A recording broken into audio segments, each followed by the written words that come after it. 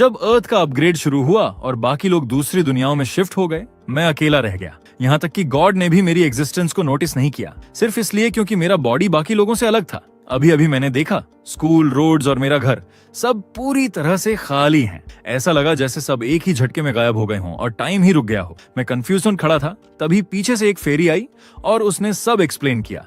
धरती के experience points पूरे हो गए थे, इसलिए अब उसे नेक्स्ट इरा में इवॉल्व करना था। टाइम 10 साल के लिए पूरी तरह से फ्रीज होने वाला था और दुनिया में डिवाइन पावर भरने वाली थी। अब लोग स्टेटस विंडो के जरिए यूनिवर्स और खुद के सीक्रेट्स को समझ पाएंगे, बिल्कुल परियों जैसे हायर बीइंग्स की तरह।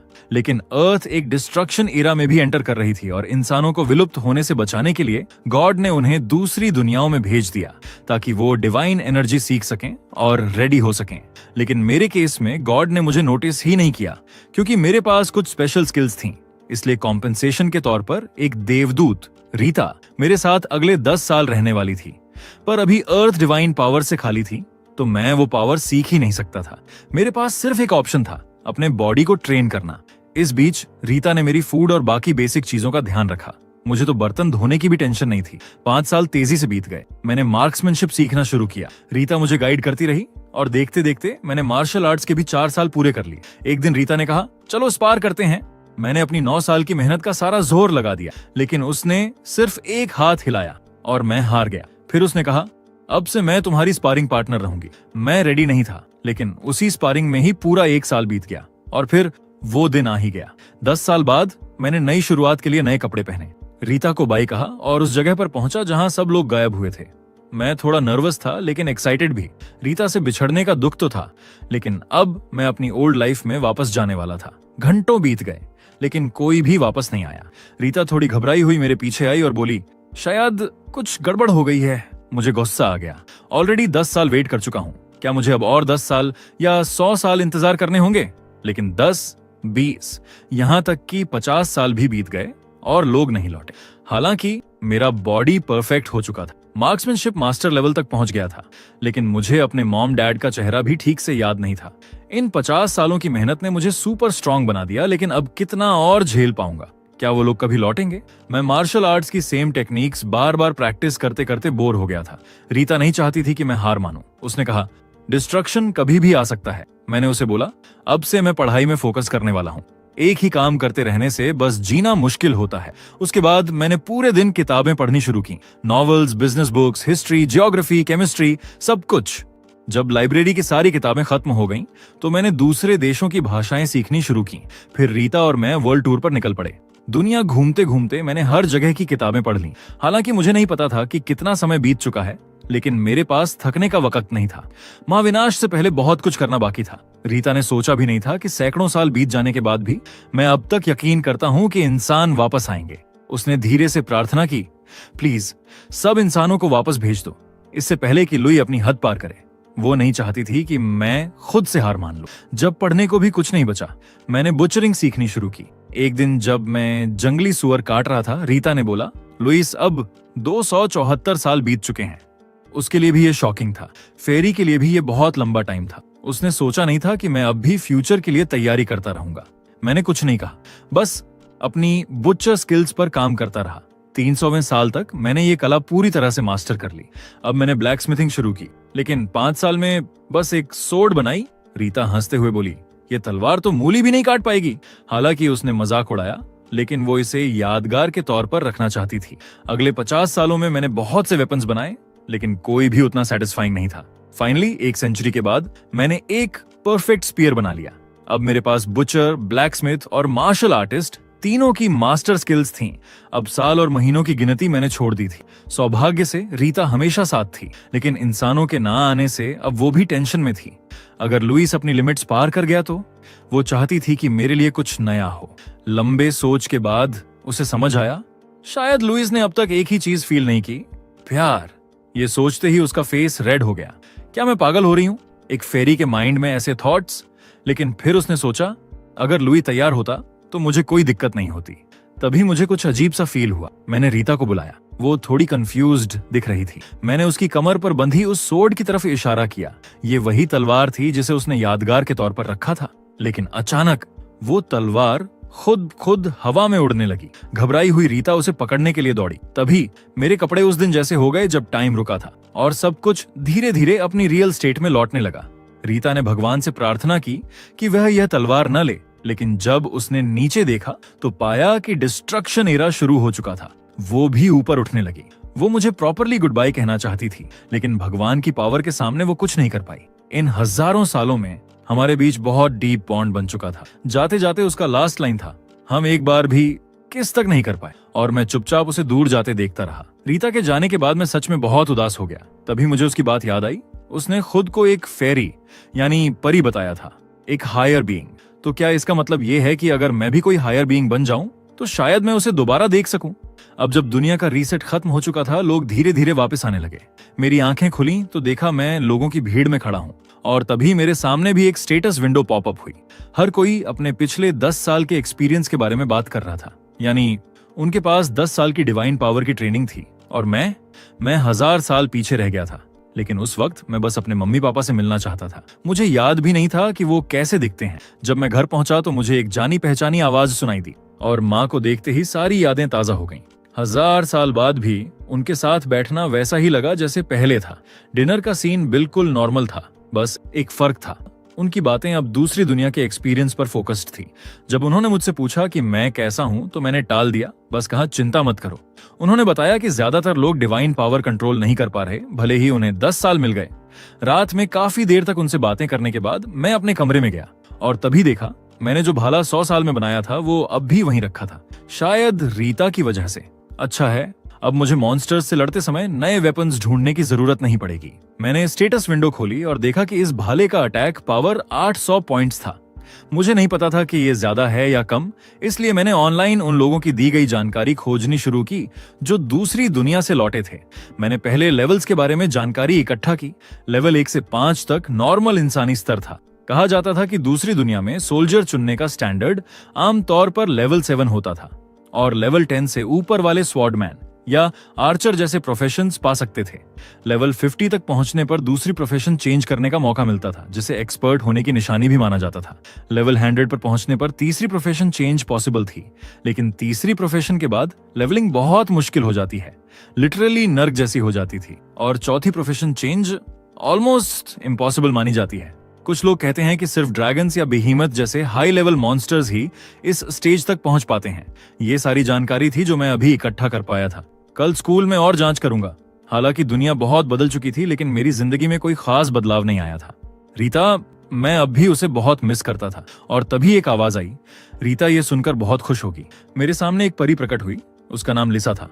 भगवान ने उसे भेजा था ताकि वो मुझे डिवाइन पावर यूज करना सिखा सके, ताकि मैं उन 10 सालों की भरपाई कर सकूं जो मैं मिस कर चुका था। ये सब रीता की वजह से ही पॉसिबल हुआ था। उसने भगवान के सामने रोते हुए कहा था कि मैं 1000 साल तक धरती पर अकेला रहा और अकेला हूं जो डिवाइन पावर का यूजर नहीं बन पाया। रीता के बार बार बोलने पर भगवान ने लिसा को भेजा ताकि वो मुझे जल्दी से डिवाइन पावर में मास्टर बना सके। रीता को खुद आने की इजाजत नहीं थी, क्योंकि भगवान नहीं चाहते थे कि परियां और इंसान एक दूसरे के बहुत करीब आए। लिसा मुझे देखकर थोड़ी शॉक्ड थी। वो सोच रही थी कि क्या ये वही इंसान है जिसे कुछ आता जाता नहीं, लेकिन अब मैं एकदम अलग लग रहा था, फिजिकली स्ट्रांग। उसे लगा कि रीता ने उसे चीट कर दिया, लेकिन अब जब उसने काम एक्सेप्ट कर लिया था तो उसने कहा, फाइन, अब मैं तुम्हें डिवाइन पावर यूज करना सिखाऊंगी। लिसा हाई लेवल फेरी थी। सिर्फ उसके साथ रहने से ही मेरी डिवाइन पावर की अंडरस्टैंडिंग और कंट्रोल 10x बढ़ सकती थी। रीता के साथ बिताए 1000 साल भी उतना इम्पैक्ट नहीं डाल पाए थे जितना लिसा की प्रेजेंस से आने वाला था। अब डिस्ट्रक्शन एरा शुरू हो चुका था। लिसा का कहना था, मुझे डिवाइन पावर सीखने में 1 साल लग सकता है, और इस पूरे साल वो मेरे सिर पर बैठी रहेगी। मैं थोड़ा परेशान हुआ, लेकिन उसने कहा, रिलैक्स, मैंने मैजिक किया है, नॉर्मल लोग मुझे देख नहीं सकते। अगली सुबह मैं जल्दी बाहर निकल गया। मेरी स्किल की वजह से अभी तक किसी को मेरी मौजूदगी का पता नहीं चला था, और इस स्किल को किसी भी तरह बंद नहीं किया जा सकता था। हालांकि लिसा ने कहा कि मेरी स्किल अच्छी थी। उसकी नजर में बाकियों की स्किल्स इससे कुछ भी नहीं थी। ये इंटेलिजेंस इकट्ठा करने का एक अच्छा मौका था। इस दौरान मैंने एक सुपर पावरफुल लड़की के बारे में सुना जिसे सब एम्प्रेस कहते थे। वो हमारी ही स्कूल की स्टूडेंट थी जिसने दूसरी दुनिया में बहुत अच्छा परफॉर्म किया था। और फिर मैंने सुना अब लेवल रिस्ट्रिक्टेड डंजन्स भी दिखाई देने लगे हैं। लिसा ने समझाया, डंजन्स एक तरह का जाल होते हैं जो भगवान खुद बनाते हैं। मॉन्स्टर्स को अट्रैक्ट करके वो उन्हें अंदर फंसाते हैं और रास्ता सील कर देते हैं। लेकिन इंसान मॉन्स्टर्स से अलग थे। अगर काबिल हो तो वो अंदर जा सकते हैं, बाहर आ सकते हैं। सो ये सेफ हंटिंग ग्राउंड्स जैसे बन जाते हैं। लेकिन कुछ मॉन्स्टर्स इतने स्ट्रांग होते हैं कि वो खुद के डंजन्स बना सकते हैं या जालों को तोड़ सकते हैं। इसलिए लिसा ने मुझे अलर्ट रहने को कहा। इस वक्त मॉन्स्टर्स कमजोर थे, तो उसने कहा मैं अभी मॉन्स्टर्स का शिकार करके लेवल अप कर सकता हूँ। आखिरकार मेरे पास एक मॉन्स्टर जैसा शरीर था, तो मैं आसानी से लेवल 25 तक के मॉन्स्टर्स को हरा सकता था। तभी लिसा ने कुछ महसूस किया और मुझे बताया कि मैं जल्द ही असली लड़ाई में उतर सकता हूँ। जैसे ही उसने बात पूरी की, अचानक क्लासरूम के बाहर शोर मचने लगा। पता चला एक बहुत बड़ा कीड़ों का झुंड हमला कर रहा है। न सिर्फ उनके साइज बढ़ चुके थे, बल्कि उनकी बॉडी भी काफी टफ लग रही थी। स्टूडेंट्स डर कर भागने लगे, क्योंकि जब उन्हें वापस भेजा गया था तो उनका डेटा रीसेट हो गया था और सब फिर से लेवल 1 पर आ चुके थे। मैंने जल्दी से एक लकड़ी की छड़ी तोड़ी और उसे कई बार घुमाया। जब मैंने रुका तो वो एक हथियार में बदल गया। कुछ और बनाने के बाद मैंने निकलने की तैयारी की। हालांकि मेरे पास इनविजिबल होने की स्किल थी, लेकिन लड़ते समय मैं देखा जा सकता था। इसलिए मैंने लिसा से पूछा कि क्या मेरी पहचान छिपाने का कोई तरीका है। इसलिए उसने मुझे एक मास्क दे दिया। मैंने 18वीं मंजिल से छलांग लगाई और एक जायंट ग्रास हॉपर को एक ही किक में उड़ा दिया। सिस्टम ने नोटिफाइड किया, लेवल 13। जायंट ग्रास हॉपर को मार डाला, 800 एक्सपी पॉइंट्स मिला, लेवल 3 हो गया और सभी फीचर्स इंप्रूव्ड हुआ। अपने बॉडी में चेंज फील करके मुझे समझ आ गया कि लेवल अप का यही मतलब था। भले ही मैजिक पावर बस थोड़ा सा इंक्रीज हुआ था, फिर भी मैं काफी खुश था। तभी मेरे पीछे अचानक कई बड़े साइज के कीड़े आ गए। मैंने धीरे से अपने हाथ में लकड़ी का भाला पकड़ा और नेक्स्ट मोमेंट उसे फुल फोर्स से फेंक दिया। एक giant and monster direct hit से तुरंत क्रश हो गया। फिर मैंने एक और वेपन निकाला और उस एंट को 2 हिस्सों में काट दिया। अचानक कई बिग साइज मच्छर भी आ गए। मैंने पहले एक को मार गिराया, लेकिन एक और मच्छर पीछे से चोरी छुपे आ गया और मुझे जोर से जमीन पर दबा दिया। लेकिन मेरे 1000 ईयर ओल्ड बॉडी को उसकी वीक सुई जैसी सूंड से क्या ही नुकसान होता। मेरा बॉडी तो काफी टाइम से ह्यूमन लिमिट से ऊपर था। लास्ट मच्छर से निपटने के बाद ऊपर से एक और ग्रास हॉपर आ गया। उसने अपने पंजे से अटैक किया, लेकिन मैंने इजीली डॉज कर लिया। तभी लिसा ने क्विकली वार्न किया कि और भी मॉन्स्टर्स रीइंफोर्समेंट के तौर पर आ गए हैं और मैं पूरी तरह से घिर चुका हूँ। लेकिन मुझे जरा भी डर नहीं लगा। मैंने अपना वेपन उठाया और पागलों की तरह इन मॉन्स्टर्स को मारना शुरू कर दिया। मेरा लेवल अब 6 तक पहुंच चुका था। लेकिन तभी अचानक आसमान से बिजली गिरी और सारे मॉन्स्टर्स जलकर राख हो गए। मेरे सामने एक लड़की खड़ी थी, मास्क पहने हुए, और उसकी उंगलियों पर बिजली चमक रही थी। जब मैं सोच रहा था कि क्या ये मैजिक था, लिसा ने मुझे ध्यान भटकाने से मना किया। लिसा ने मुझसे कहा, फोकस करो और बाकी बचे मॉन्स्टर्स को जल्दी खत्म करो। मेरे पास वाली लड़की इलेक्ट्रिक अटैक्स का यूज करके धीरे धीरे बाकी बचे हुए मॉन्स्टर्स को खत्म कर रही थी। लगातार ऐसे थंडर अटैक्स करने के लिए उसकी डिवाइन पावर बहुत ज्यादा होनी चाहिए। वो शायद लगातार लेवल अप भी कर रही थी, क्योंकि हर बार जब आप लेवल अप करते हो तो आपका स्टेमिना रिकवर हो जाता है और पॉसिबली डिवाइन पावर भी। वैसे भी ये लास्ट मॉन्स्टर था और इसे मारने के बाद मैं लेवल 7 तक पहुंच गया। जब आर्मी हेल्प के लिए वहां पहुंची तो वहां सिर्फ बॉडीज का ढेर पड़ा था और उनके सामने एक आदमी मॉन्स्टर्स के पीछे के पार्ट से चीजें निकाल रहा था। लिसा ने कहा कि क्योंकि मैंने बुचरी सीखी थी, मैं मॉन्स्टर्स की बॉडीज को प्रोसेस करके मैजिक स्टोन्स निकाल सकता था। वो मुझे बताएगी कि मॉन्स्टर्स के किन हिस्सों में आमतौर पर मैजिक स्टोन मिलते हैं। जहां कई लोग मेरी स्ट्रेंथ देखकर हैरान थे, मैं तो पहले ही एक मैजिक स्टोन निकाल चुका था। लेकिन जब मैंने पीछे मुड़कर देखा तो देखा कि कई लोग मुझे देख रहे थे और मेरी फोटोज खींच रहे थे। उसी मोमेंट जो लड़की बिजली कंट्रोल कर रही थी वो मेरी तरफ आई। वो चाहती थी कि मैं उसके मॉन्स्टर्स को प्रोसेस करने में हेल्प करूं। यहीं मेरी एम्प्रेस से पहली मुलाकात हुई। उसकी बात सुनकर मैंने मना तो नहीं किया, लेकिन उससे पूछा कि वो इसके लिए मुझे क्या देगी। उसने सीधे सीधे कहा कि अगर मैं बॉडीज प्रोसेस कर दूं तो वो मुझे शवों का 40% दे देगी। ये सुनकर मैं खुशी से मान गया। आसपास के लोगों से मुझे पता चला कि वो लड़की असल में एम्प्रेस ही थी। उसकी पावर उतनी ही स्ट्रांग थी जितनी अफवाहों में सुनी थी। थोड़ी देर में डिसमेंटलिंग पूरा हो गया और एम्प्रेस ने सक्सेसफुली एक मैजिक स्टोन और कई मटेरियल्स कलेक्ट कर लिए। मैंने अपना हिस्सा उठाया और निकलने की तैयारी करने लगा, जबकि बाकी सब लोग अभी भी एम्प्रेस की पावर में खोए हुए थे।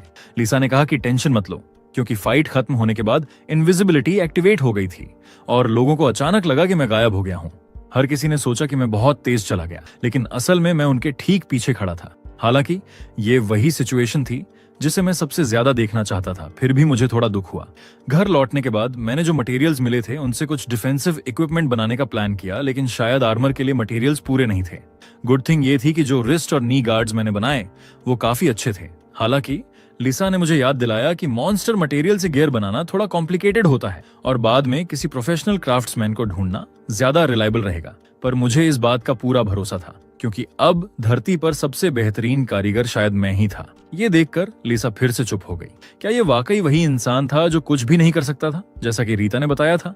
अब वो वापस जाकर रीता को एक्सपोज करना चाहती थी, लेकिन क्योंकि अब चीजें इस मोड पर आ चुकी थीं, लिसा ने कहा कि अगर मुझे डिवाइन पावर टेक्निक्स के बारे में जानना है तो पहले ये समझो, ये टूल्स को स्पेशल पावर्स देने के लिए मैजिक स्टोन या बाकी डिवाइन पावर क्रिस्टल्स यूज करने की टेक्निक थी।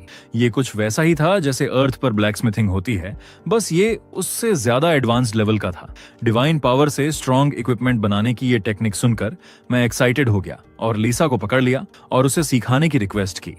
मेरे सडन एक्शन से लिसा थोड़ा शॉक हो गई। मुझे थोड़ा दूर हटाकर उसने कहा, ठीक है, मैं तुम्हें सिखाऊंगी। फिर लिसा ने कहा कि सीखने से पहले मुझे जरूरी मटेरियल्स और मैजिक स्टोन्स या ऐसे डिवाइन पावर क्रिस्टल्स रेडी करने होंगे जिनके प्रॉपर्टीज मैजिक स्टोन जैसी हों। जब मैंने पूछा कि डिवाइन पावर क्रिस्टल्स क्या होते हैं, तो उसने ड्रैगन के हार्ट्स का एग्जाम्पल दिया, जिनमें बहुत भारी मात्रा में डिवाइन पावर होती है। एक बार जब टूल का प्रोटोटाइप बन जाता है तो मैजिक स्टोन को पीसकर उसकी सरफेस पर लगाया जाता है। ये था सबसे बेसिक डिवाइन पावर इक्विपमेंट।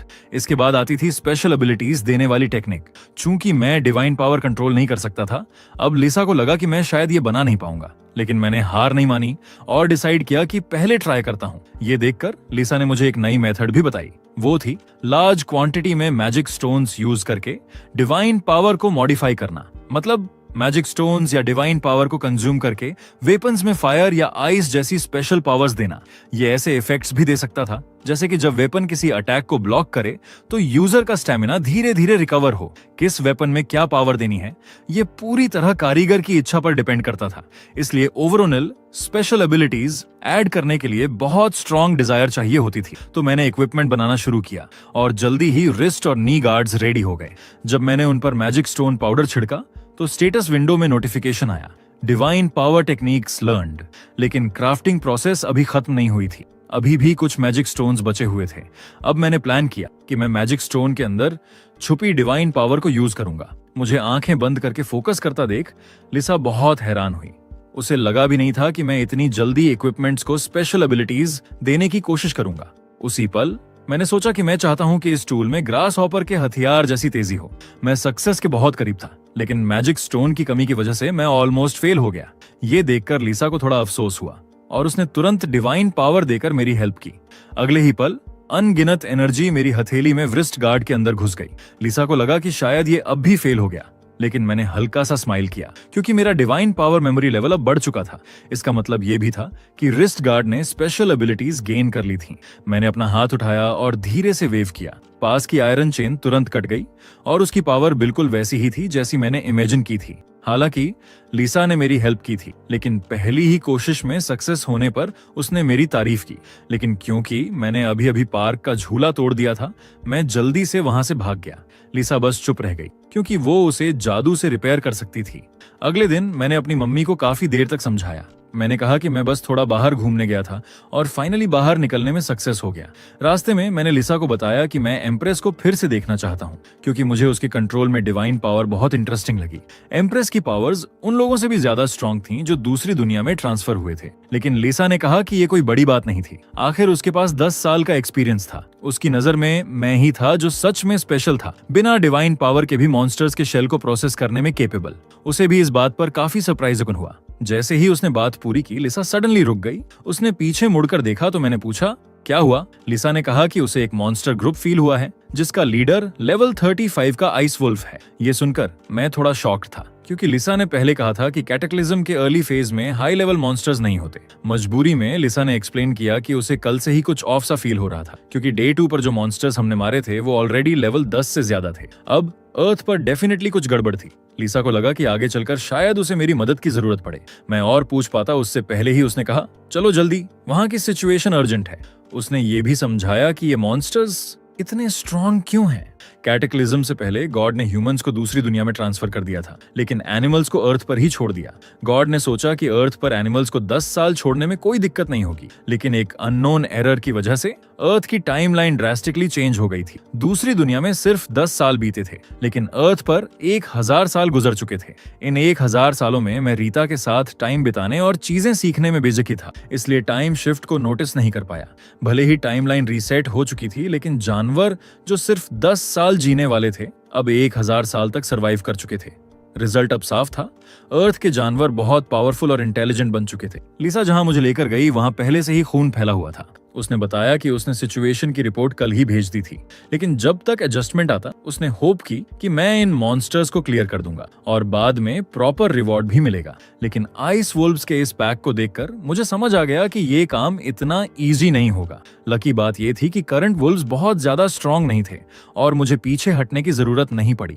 मैंने तुरंत अपना स्पीयर उठाया, ऊपर जंप किया और वुल्व्स पर लैंड करते ही हमला कर दिया। इवन स्ट्रॉन्गेस्ट आइस वुल्फ भी मेरी सिंगल स्ट्राइक में खत्म हो गया। कल के लेवल अप की वजह से मेरी स्ट्रेंथ बहुत बढ़ चुकी थी। साइड पर लगभग 70 मॉन्स्टर्स थे। लीडर की मौत के बाद भी बाकी वुल्व्स ने हार नहीं मानी, लेकिन बाकी छोटे मॉन्स्टर्स तो मेरे लिए और भी आसान थे। जब मैं उन्हें मार ही रहा था, पीछे से चीखने की आवाजें आने लगी। कुछ लोग जो टाइमली एस्केप नहीं कर पाए अब वुल्व्स से घिरे हुए थे। दूसरी दुनिया के सेफ हंटिंग जोन्स के उल्टे यहाँ के वुल्व्स रियल थे और लेवल रिसेट लोग मैजिक यूज करके भी रेजिस्ट नहीं कर पा रहे थे। राइट मोमेंट पर मैंने अपना स्पीयर लेकर उन्हें बचाने के लिए डैश मारा। सिर्फ एक स्विंग में 2 वुल्व्स को मार गिराया। लेवल अप करते हुए मैं लेवल 9 तक पहुंच गया, लेकिन फिर रुक गया क्योंकि ये मेरा कोई प्रोफेशन नहीं था। मैं लेवल 10 तक नहीं पहुंच सकता था, लेकिन किस्मत से एक्स्ट्रा एक्सपी स्टोर हो रहा था। जब मैंने लोगों को बचाया तो साइड के कुछ लोग मुझे पहचान गए। मैं वही एस यूनिवर्सिटी का कल का मास्क वाला आदमी था, लेकिन उन्होंने जो टाइटल दिया वो थोड़ा वियर्ड था। एस यूनिवर्सिटी का प्रोक्टोलॉजिस्ट, एक speed based powerful warrior. Honestly ये सुनकर मैं थोड़ा ऑकवर्ड फील कर रहा था और लिसा मेरा मजाक उड़ाने से पीछे नहीं रही। वुल्व्स को मारते वक्त एक सरप्राइजिंग चीज हुई। एक ग्रे वुल्फ ने एक्चुअली एक आदमी को हॉस्टेज बना लिया। उसके स्मूथ मूव्स को देखकर लिसा ने गेस किया कि शायद उसने पहले भी ऐसा किया है, लेकिन ट्रू पावर के सामने ऐसी ट्रिक्स यूजलेस थीं। बोलते बोलते मेरा स्पीयर ऑलरेडी ग्रे वुल्फ की चेस्ट में जा चुका था। अब मेरे पास कोई वेपन नहीं था और वुल्व्स का पैक मुझ पर हमला करने की तैयारी कर चुका था। बट लिसा की ट्रेनिंग के कारण मेरा कॉम्बैट सेंस हाई था। वुल्व्स एक एक करके गिरने लगे। कुछ ही देर में मैंने 70 से ज्यादा वुल्व्स को खत्म कर दिया था। अब बारी थी हार्वेस्टिंग की, लेकिन स्पीयर इस काम के लिए अनकंफर्टेबल था। सो मुझे फ्यूचर में एक स्पेशल बुचर्स नाइफ बनाना होगा। इस बार इतने सारे कॉर्प्सेस थे कि मैं अकेले हैंडल नहीं कर सकता था। इसलिए मैंने आने वाली आर्मी से बात की कि वो लोग मैजिक स्टोन छोड़कर बाकी मटेरियल खरीद लें। ऐसे ही ये हंट खत्म हुआ। थोड़ी ही देर बाद आर्मी वाले पैसे लेकर आ गए। वो काफी जेनरस थे। लिसा ने भी कहा कि आगे चलकर उनके साथ अच्छे रिश्ते रखना मेरे लिए फायदेमंद रहेगा। लड़ाई के बाद ज्यादा टाइम नहीं बीता था कि मेरी इनविजिबिलिटी एक्टिव हो गई। ये चेक करने के बाद कि कोई मुझे नहीं देख पा रहा, मैं धीरे धीरे घर की तरफ निकल पड़ा। मुझे पता था कि आगे के लिए और प्रिपरेशन करनी पड़ेगी क्योंकि मॉन्स्टर्स और स्ट्रॉन्ग होते जा रहे थे। घर पहुंचने के बाद लिसा के गाइडेंस में मैंने स्टेटस विंडो खोली। अब प्रोफेशन चुनने का टाइम था। बहुत सारे ऑप्शंस थे। सबसे पहले मैंने असैसिन को रिजेक्ट कर दिया क्योंकि मेरे पास इनविजिबिलिटी पहले से ही थी। लिसा ने बताया कि जब मेरी डिवाइन पावर और बढ़ेगी तो इनविजिबिलिटी को मैं एक एक्टिव स्किल भी बना सकता हूँ। टोटल 23 प्रोफेशन थे और मैं कंफ्यूजन था। मैंने लिसा से सजेशन मांगा। वो थोड़ी हैरान हुई क्योंकि उसके हिसाब से अभी मेरे पास इतने सारे प्रोफेशन नहीं होने चाहिए थे। उसने कहा कि अगर थोड़ा इंतजार करूं तो ये 40 तक भी पहुंच सकते हैं। कुछ सोचने के बाद लिसा ने मुझे 2 ऑप्शन दिए, स्पीयरमैन और वॉरियर। क्योंकि मैंने हमेशा स्पीयर ट्रेनिंग की थी इसलिए ये मेरे लिए नेचुरल चॉइस थी। हालांकि उस दौरान मुझे अक्सर मार भी खानी पड़ती थी। फिर भी लिसा को लगा कि ये मेरी किस्मत है क्योंकि सीधे एक परी से स्किल सीखने का चांस बहुत रेयर होता है। उसने मुझे भरोसा दिलाया कि बाद में और सब प्रोफेशन मिलेंगे। आखिरकार मैंने स्पीयरमैन चुन लिया। मेरी सोच थी कि भाले से डैमेज ज्यादा डिसेंट होगा, लेकिन जब मैंने कंफर्म किया तो विंडो अलग तरीके से बदली। मुझे ब्लड स्पेयरमैन का ऑप्शन मिला। ये एक यूनिक प्रोफेशन था जिस पर मेरा नाम लिखा हुआ था। यूनिक प्रोफेशन हमेशा नॉर्मल वाले से ज्यादा पावरफुल होते हैं। लिसा ने तुरंत कहा कि मुझे इसे ही लेना चाहिए। हालांकि इन्हें लेवल अप करने के लिए ज्यादा एक्सपी चाहिए होती है, लेकिन वैल्यू हमेशा हाई रहती है। मैंने कंफर्म किया और तुरंत लेवल 18 तक पहुंच गया। लेकिन वहां एक ट्विस्ट हुआ। ब्लड स्पेयरमैन बदलकर ब्लर स्पेयरमैन बन गया। अब इसमें स्टील्थ में रहते हुए 10% अटैक पावर बोनस मिल रहा था। ये मेरे कॉस्मिक लोनर टाइटल की वजह से हुआ जिसने प्रोफेशन चॉइस को बदल दिया। मैं थोड़ा उदास हुआ, लेकिन अब चेंज करने का कोई तरीका नहीं था। नया प्रोफेशन लेने के बाद मेरे पूरे शरीर में पावर दौड़ गई। मैं और स्ट्रांग हो गया। लिसा के हिसाब से मुझे अभी कोई एक्टिव स्किल नहीं मिली थी, लेकिन उसने भरोसा दिलाया कि दूसरी या तीसरी प्रोफेशन चेंज तक मुझे स्ट्रांग स्किल जरूर मिलेंगी। उसके बाद लिसा ने कहा कि अब बाहर चलने का टाइम है। मॉन्स्टर्स को खत्म करना जरूरी था। मेरे अलावा और भी एजेंट्स ये काम कर रहे थे। यहाँ तक कि एम्प्रेस भी मॉन्स्टर हंटिंग टीम का हिस्सा थी। कुछ देर बाद हम अपने डेस्टिनेशन पहुंचे। सामने एक बहुत बड़ा बेयर था। उसकी पावर इतनी थी कि लोग उसका सामना करने से डर जाते। मैंने भाला उठाया, अटैक करने ही वाला था कि अचानक बहुत तेज आवाजें और वाइब्रेशन शुरू हो गईं। पहले लगा आर्मी ने रॉकेट फायर किया है, लेकिन असल में वो बेयर ही था जो सोल्जर्स पर अटैक कर रहा था। बेयर को सोल्जर्स के हमले से कुछ खास फर्क नहीं पड़ रहा था। न्यूज में भी आया था कि सरकार ने कई पावर यूजर्स को बुलाया है, लेकिन वो अभी तक पहुंचे नहीं थे। सोल्जर्स ज्यादा देर टिक नहीं पाएंगे, ये देखकर मैंने मास्क पहना और सही टाइम का इंतजार करने लगा। मेरी इनविजिबिलिटी स्किल से 10% अटैक बोनस मिलता है और स्पीयर टेक्निक से भी 10%। दोनों मिलकर मुझे डेडली स्ट्राइक करने का चांस दे सकते थे। जैसे ही मौका मिला, मैंने सीधे बियर के सिर पर स्ट्राइक किया। वॉर इतना स्ट्रांग था कि उसकी डिफेंस भी टूट गई, लेकिन उसे एक ही स्ट्राइक से हराना पॉसिबल नहीं था। लिसा ऊपर से चीयर कर रही थी। बेयर गुस्से में था, लेकिन मेरी स्पीड के सामने टिक नहीं पा रहा था। आखिरकार मैंने मौका देखकर उसकी खोपड़ी में भाला घुसा दिया। इस स्ट्राइक से बेयर मर गया। मुझे बहुत ज्यादा एक्सपी मिला और लेवल 23 हो गया। साथ ही क्रिटिकल हिट स्किल भी अनलॉक हुई। मैं बेयर का बॉडी प्रोसेस कर ही रहा था कि पीछे से पावर यूजर्स की टीम आ गई। उन्हें सुनकर लगा कि वो सोच रहे थे कि सेकंड फेज मॉन्स्टर्स कुछ खास नहीं है। मैं इग्नोर करके अपने काम में लगा रहा। थोड़ी देर बाद मुझे उसकी स्किन मिली, लेकिन मैजिक स्टोन नहीं गिरा। सोल्जर्स ने मुझे एक सॉफ्टवेयर की जानकारी दी जो मॉन्स्टर की लोकेशन दिखाता है, और ये सिर्फ आर्मी कंट्रोल में था।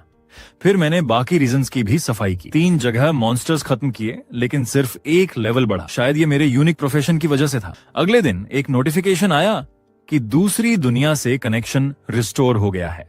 अब लोग अपने असली शरीर से वहां जाकर क्वेस्ट्स कर सकते थे, लेकिन मैं अकेला नहीं जा सकता था। लिसा ने कहा कि जब तक मैं हायर बीइंग नहीं बन जाता, तब तक मुझे ये मौका नहीं मिलेगा। अगर बन गया तो न सिर्फ दूसरी दुनिया बल्कि हेवन तक भी जा सकूंगा और रीता से भी मिल पाऊंगा। ये सुनकर मुझे थोड़ी राहत मिली। मम्मी और पापा को मैंने कहा कि वो सेफ्टी के लिए दूसरी दुनिया में चले जाएं। मेरी माँ ने पहली बार मान लिया कि मैं ही वो मास्क वाला इंसान हूं जो न्यूज में दिखा था। आखिरकार वो लोग चले गए और लिसा को भी वापस जाना पड़ा अपने काम पूरे करने। कुछ दिन बाद लिसा लौटी और अपने असली रूप में सामने आई। उसने मुझे टास्क रिवॉर्ड दिया, +1 सभी एट्रीब्यूट्स और इटर्नल फ्लेम। लिसा ने बताया कि ये फ्लेम कभी बुझती नहीं और ये रीता ने मेरे लिए चुनी थी। ये सुनकर मुझे बहुत अच्छा लगा। फिर लिसा ने सच बताया कि धरती के मॉन्स्टर्स स्ट्रॉन्ग क्यों हो रहे हैं। असल में भगवान ने टाइम रोकने के लिए अपनी पावर का इस्तेमाल किया, जिसकी वजह से सब क्रिएचर्स और ज्यादा पावरफुल और वायलेंट हो गए। इसके बाद उसने मुझे नया मिशन दिया, एक डिस्ट्रक्शन ट्रैप बनाना। ये मॉन्स्टर्स को अट्रैक्ट करेगा और डंजन की तरह फंसाकर खत्म कर देगा। लिसा ने मटेरियल्स दिए जिनमें बड़े बड़े मैजिक स्टोन्स और रेयर मेटल्स थे। साथ ही हेवन के बेस्ट इक्विपमेंट्स और एक डिटेल्ड ब्लूप्रिंट भी मिला। ये देखकर मेरी फॉर्जिंग की इच्छा जाग उठी। मैंने तैयारी की और इटर्नल फ्लेम जलाकर सबसे बड़े मैजिक स्टोन को उसमें डाल दिया। जब आग की लपटों ने मैजिक स्टोन को पूरा घोल दिया तो मैंने अपना हथौड़ा निकाला और उसे 72 बार मारा। तभी मैं ये छोटा क्यूब बना पाया। लिसा मेरी फॉर्जिंग टेक्निक को देखकर हैरान थी। उसने सांस भरते हुए कहा, अगर तुम्हारी क्लास ब्लैकस्मिथ होती तो शायद तुम भगवान को चैलेंज करने वाले हथियार बना सकते, लेकिन ये तो बस जाल का बेसिक फॉर्म था। अब मुझे ब्लूप्रिंट के हिसाब से उस पर स्पेशल पैटर्न्स उकेरने थे। मुझे इतना डेडिकेटेड होकर काम करता देखकर लिसा समझ सकती थी कि क्यों रीता जैसी हाई लेवल परी भी एक लो लेवल इंसान पर फिदा हो गई थी। कुछ घंटों बाद मैंने अचानक एंग्रेविंग नाइफ नीचे रख दिया। मेरे हाथों में एक चमकदार सरफेस और मुश्किल पैटर्न्स वाला क्यूब तैर रहा था। उसी समय मुझे द लेजेंडरी क्रिएटर का टाइटल मिला, जो प्रोडक्शन एफिशिएंसी को 20% बढ़ा देता था। मेरे हाथ में डिवाइन पावर क्यूब देखकर लिसा की आंखें डिसबिलीफ से भर गईं। उसे यकीन नहीं हो रहा था कि मैंने इतना जल्दी पूरा कर लिया। असल में मैंने पूरे 5 घंटे नॉन स्टॉप काम किया था। ये सुनकर लिसा को एहसास हुआ कि वो मुझे इतने लंबे वक्त से काम करता देख रही थी। क्यूब को हाथ में लेकर लिसा समझ गई कि मैंने इसे पूरा कर लिया है, लेकिन मुझे ज्यादा प्राउड न बनाने के लिए उसने कहा कि ये काम बस रिक्वायरमेंट्स को मुश्किल से पूरा करता है। अब सिर्फ फाइनल डिवाइन आर्ट स्टेज बचा था, जिसके लिए लिसा को अपनी साथी परियों को बुलाना पड़ा। मैं सीक्रेटली उम्मीद कर रहा था कि रीता भी आएगी। अगले ही पल दूसरी परियां में आ गईं। उन्होंने डिवाइन आर्ट के डिटेल्स पर डिस्कशन किया और ये सोचकर शॉक्ड थीं कि एक नॉर्मल इंसान डिस्ट्रक्शन ट्रैप बना सकता है। सब रेडी होने के बाद मैंने एनर्जी स्टोन पकड़ा और तीनों परियों का इंतजार किया, लेकिन उन्होंने कहा, तुम्हें बस डिस्ट्रक्शन ट्रैप को पूरा करने की स्ट्रॉन्ग इच्छा रखनी होगी, बाकी हम संभाल लेंगे। तीनों परियों ने मेरे शोल्डर्स पर हाथ रखा। अगले ही पल हर डायरेक्शन से डिवाइन पावर मुझ पर दबाव डालने लगी। ये हाई बीइंग्स की पावर थी। इतना स्ट्रॉन्ग दबाव मुझे क्रश करने वाला था। मेरी हालत देखकर लॉन्ग हेयर्ड परी मुस्कुराई, इतना भी सह नहीं कर पा रहे? मैंने तुरंत जवाब दिया, ये काफी नहीं है। मुझे फोकस करना था और कुछ ऐसा बनाना था जो मॉन्स्टर्स के लिए बेहद अट्रैक्टिव हो। कुछ ऐसा जो 1000 साल से अकेले घूमते जानवर भी रेजिस्ट न कर पाए। जैसे ही मैंने अपनी इच्छा सेट की, एनर्जी मेरे अंदर से फूट पड़ी। तेज रोशनी के बाद और कॉम्प्लेक्स क्यूब धीरे धीरे सामने आया। इसमें 2 रेयर एट्रीब्यूट्स जुड़ गए थे। ये रैंडम एट्रीब्यूट्स डिवाइन आर्ट के दौरान जुड़ते हैं और ट्रैप की पावर को काफी बढ़ा देते हैं। परियान मेरी स्मिथिंग स्किल्स की तारीफ करने लगी। अब अगला स्टेप था परियों के साथ ट्रैप को सही जगह पर रखना। लेकिन जैसे ही हम बाहर निकले, सामने का सीन देखकर मैं शॉक रह गया। इतनी तबाही मैंने सोचा भी नहीं था कि कुछ ही दिनों में मॉन्स्टर्स ने धरती को इतना बर्बाद कर दिया होगा। जल्द ही परियों को एक सही जगह मिल गई, खाली पहाड़ की चोटी। लिसा ने क्यूब हवा में फेंका। डिवाइन क्यूब ने तुरंत स्ट्रॉन्ग एनर्जी रिलीज की, लेकिन अगले ही पल क्यूब धूल में बदल गया। फिर एक वायलेंट वाइब्रेशन हुआ। उसी समय मॉन्स्टर्स जैसे किसी चीज से अट्रैक्ट हुए और ट्रैप की तरफ पागलों की तरह दौड़ने लगे। परियां इस तरह के ट्रैप को डंजन कहती थी। इफेक्ट उम्मीद से कहीं ज्यादा था। लॉन्ग हेड परी ने फिर से मेरे ट्रैप बनाने के स्किल्स को कंफर्म किया। लिसा ने बाकी जगहों पर भी डंजन एक्टिवेट किए, लेकिन पुराने वाले अब काम के नहीं थे। उसने मेरे बनाए डंजन की खुशबू मैजिक से उनमें ट्रांसफर कर दी थी।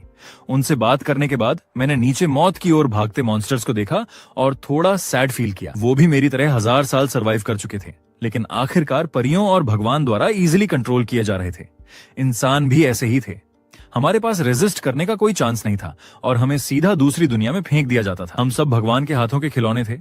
एक गलती ने मुझे 1000 साल तक धरती पर अकेला छोड़ दिया। इन 1000 सालों में रीता के बिना मैं पागल हो जाता, लेकिन अब रीता भी पास नहीं थी। इसलिए मुझे स्ट्रांग बनना था, इतना स्ट्रांग कि कोई मुझे मैनिपुलेट ना कर सके, ताकि एक दिन मैं पूरी तरह आजादी पा सकूं। डंजन बनने के बाद लिसा अपने छोटे फॉर्म में वापस आ गई। असल में धरती को स्टेबल करने के लिए 27 और डंजन्स चाहिए थे, लेकिन परियां पहले ही लौट चुकी थीं। लिसा ने समझाया, इस तरह के डिस्ट्रक्शन ट्रैप बनाने में बहुत ज्यादा मैजिक पावर लगती है। पहले वाली तीनों परियों की मैजिक खत्म हो चुकी है और रिकवर होने में कई दिन लगेंगे। मैंने पूछा, क्या दूसरी परियां भी आ सकती हैं, जैसे रीता? ये सुनते ही लिसा ने मेरा कंफ्यूजन खत्म कर दिया। रीता बहुत बिजी है, उसने तुम्हारे लिए बहुत काम किया है, इसलिए अभी धरती पर नहीं आ सकती। रीता के बारे में जानकर मैं अपने वर्कशॉप बेस पर लौटा और कुछ इनिशियल काम करने का सोचा। वहां पहुंचकर मैं मोटिवेट हो गया। मैंने ठान लिया कि आज पहले कुछ ट्रैप्स बनाऊंगा और बाद में फेरीज के आने पर उन्हें परफेक्ट करूंगा। लेकिन उसी समय लिसा टेबल पर रखी मटेरियल्स पर ध्यान देने लगी। मेरे परफॉर्मेंस को देखकर उसने मुझे छोटा गिफ्ट देने का सोचा। उसने मैजिक से मेरे पास की एनिमल हाइड्स की क्वालिटी अपग्रेड कर दी। इन परफेक्ट हाइड्स को देखकर मेरी स्मिथिंग की इच्छा ट्रैप बनाने से ऊपर निकल गई। मैंने हाइड्स नापकर ग्लव्स और बूट्स बनाने का डिसाइड किया। कुछ हैमरिंग और प्रोसेसिंग के बाद मुझे रेयर आइस वुल्फ ग्लव्स और लेदर बूट्स मिले। डिफेंसिव गियर बहुत सफोकेटिंग होते हैं, इसलिए मैंने इसमें वेंटिलेशन एट्रीब्यूट ऐड कर दिया। लिसा मेरी स्पीड देखकर हैरान थी। उसने सोचा भी नहीं था कि मेरे स्किल्स इतनी तेजी से इंप्रूव हो रहे हैं। अगला स्टेप था बेयर के खाल से आर्मर बनाना। लिसा मुस्कुराकर सैटिस्फाइड बैठी थी, जबकि मैं काम कर रहा था। उसने सोचा भी नहीं था कि मैं पूरा दिन काम करूंगा।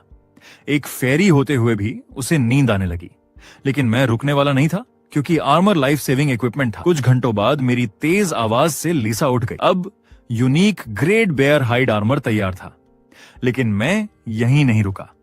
मैंने इसमें स्पेशल अटैक सिस्टम जोड़ने का सोचा। आइस वुल्फ के दांत और बोन से आर्मर एनहांस किया। अब आर्मर की एट्रीब्यूट्स दोगुनी हो गई और उसमें हिडन स्किल भी आ गई। अगर लड़ाई में मुझ पर हमला होता तो आर्मर खुद थॉर्न्स निकालकर काउंटर अटैक करता। लिसा ने नोटिस किया कि मुझे ऐसे वेपन्स और आर्मर्स पसंद हैं जो ब्लेड्स या स्पाइक्स ग्रो करते हैं। एनहांस होने के बाद आर्मर को 2 और एट्रीब्यूट्स मिले। अब मटेरियल्स ऑलमोस्ट खत्म हो चुके थे, सिर्फ कुछ बोन्स बची थी। मैंने उनका आधा हिस्सा बोन नाइफ्स बनाने में लगाया ताकि मॉन्स्टर्स के कॉर्पस प्रोसेस कर सकूं। बाकी से अपने लिए नया मास्क बनाया। पूरा इक्विपमेंट पहनने के बाद मुझे इंस्टेंट पावर अप फील हुआ, लेकिन तभी बाहर से हैवी वाइब्रेशंस आने लगे। लिसा ने मैजिक से चेक किया और बताया कि आर्मी मॉन्स्टर्स से लड़ रही है। मेरा चेहरा बदल गया। मेरे एरिया में डंजन तो था, फिर भी मॉन्स्टर्स बाहर थे। अलार्म की आवाज आई।